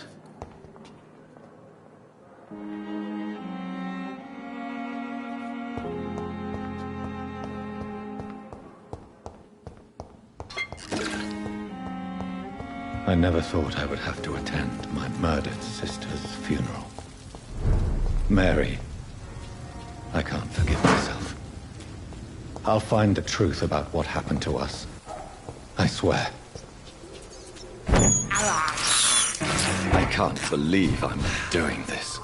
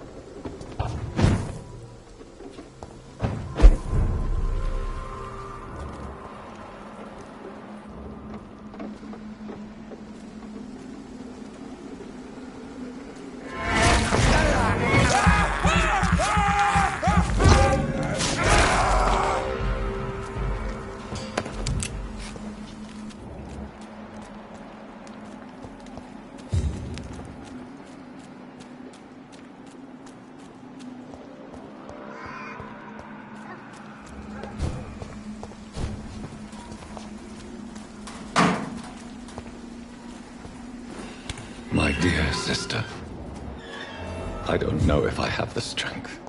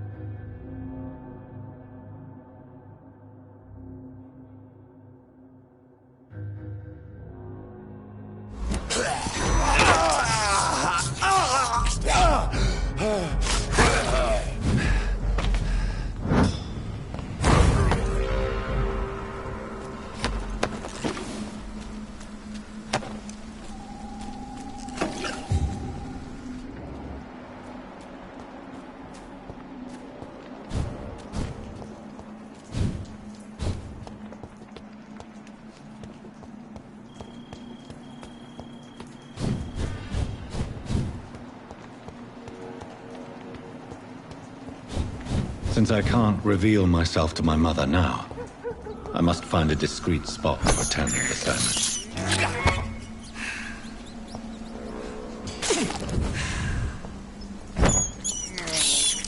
I have this thirst for blood.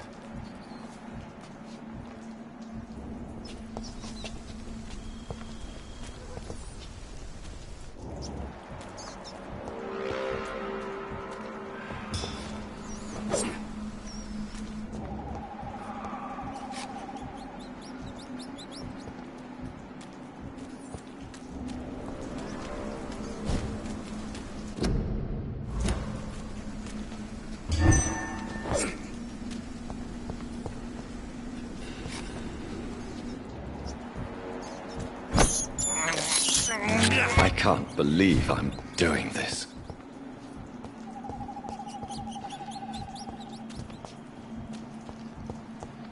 Avery, I leave you to care for my mother.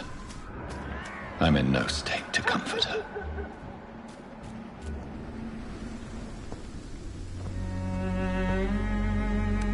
I am the resurrection and the life. He that believeth in me, though he were dead, yet shall he live. And whosoever liveth and believeth in me shall never die. We commend unto thy hands of mercy, most merciful Father, the soul of our sister departed, and we commit her body to the ground. Earth to earth, ashes to ashes, dust to dust.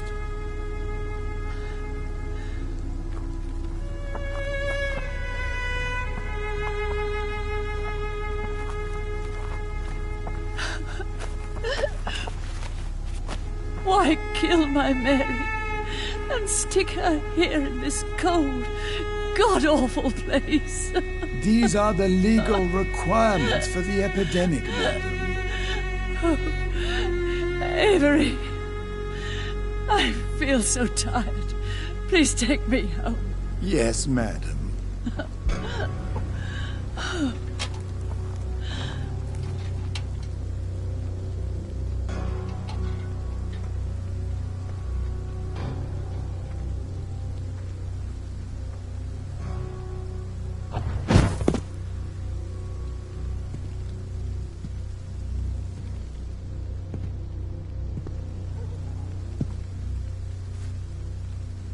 Oh, Mary. What have I done?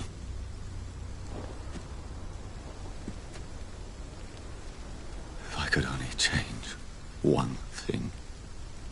One thing. This is a nightmare. Jonathan, there is nothing you can do but accept it.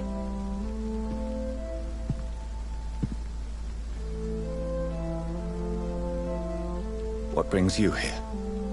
I thought you could use the company. I am so sorry for your loss, Jonathan.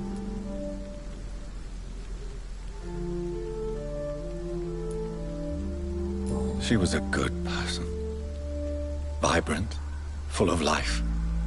She was kindness incarnate, my Mary. You're a good person, Jonathan.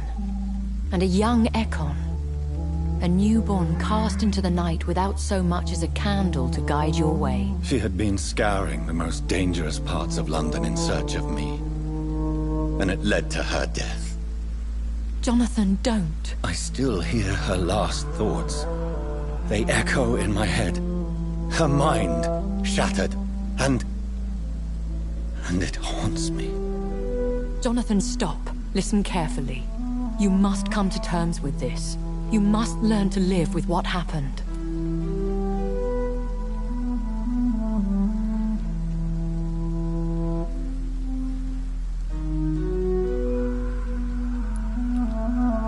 I'm learning. Every night is a new lesson.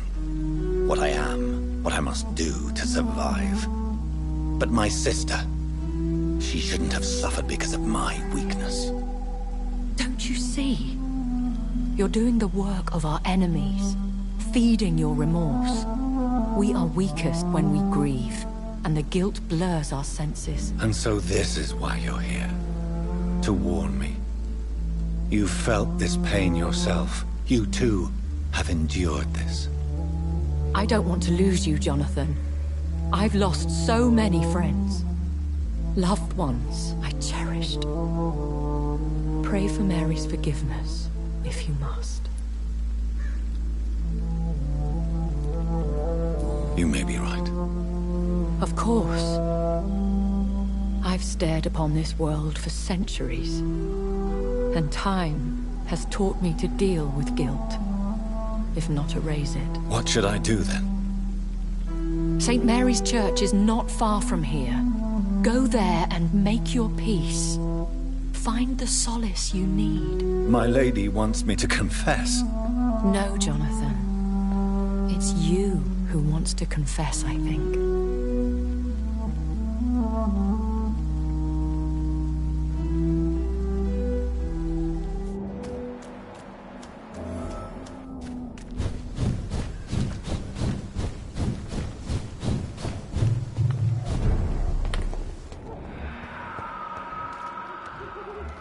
Better go home, sir. This one's mine!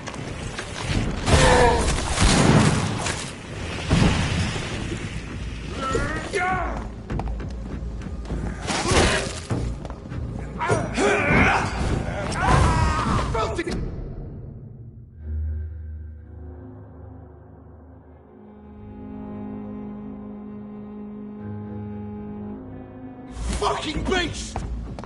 Shit, you can't fool us!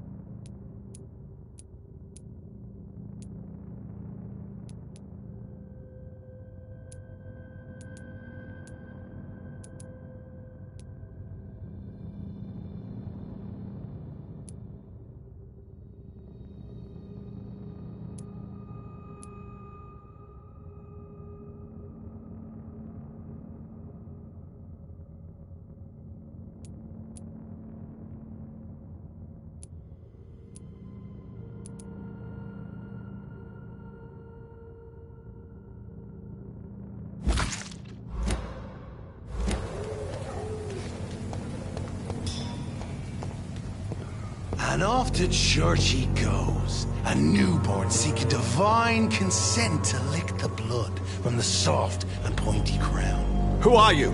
Make yourself known. Newborn, you reek of guilt and pointless compassion. Shed your skin, forget your old weaker self. What do you want from me?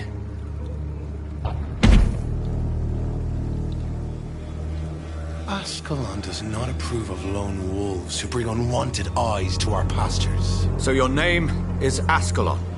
Ascalon's will is vampire law. Learn them, abide by them, or I shall return as your judge and jury.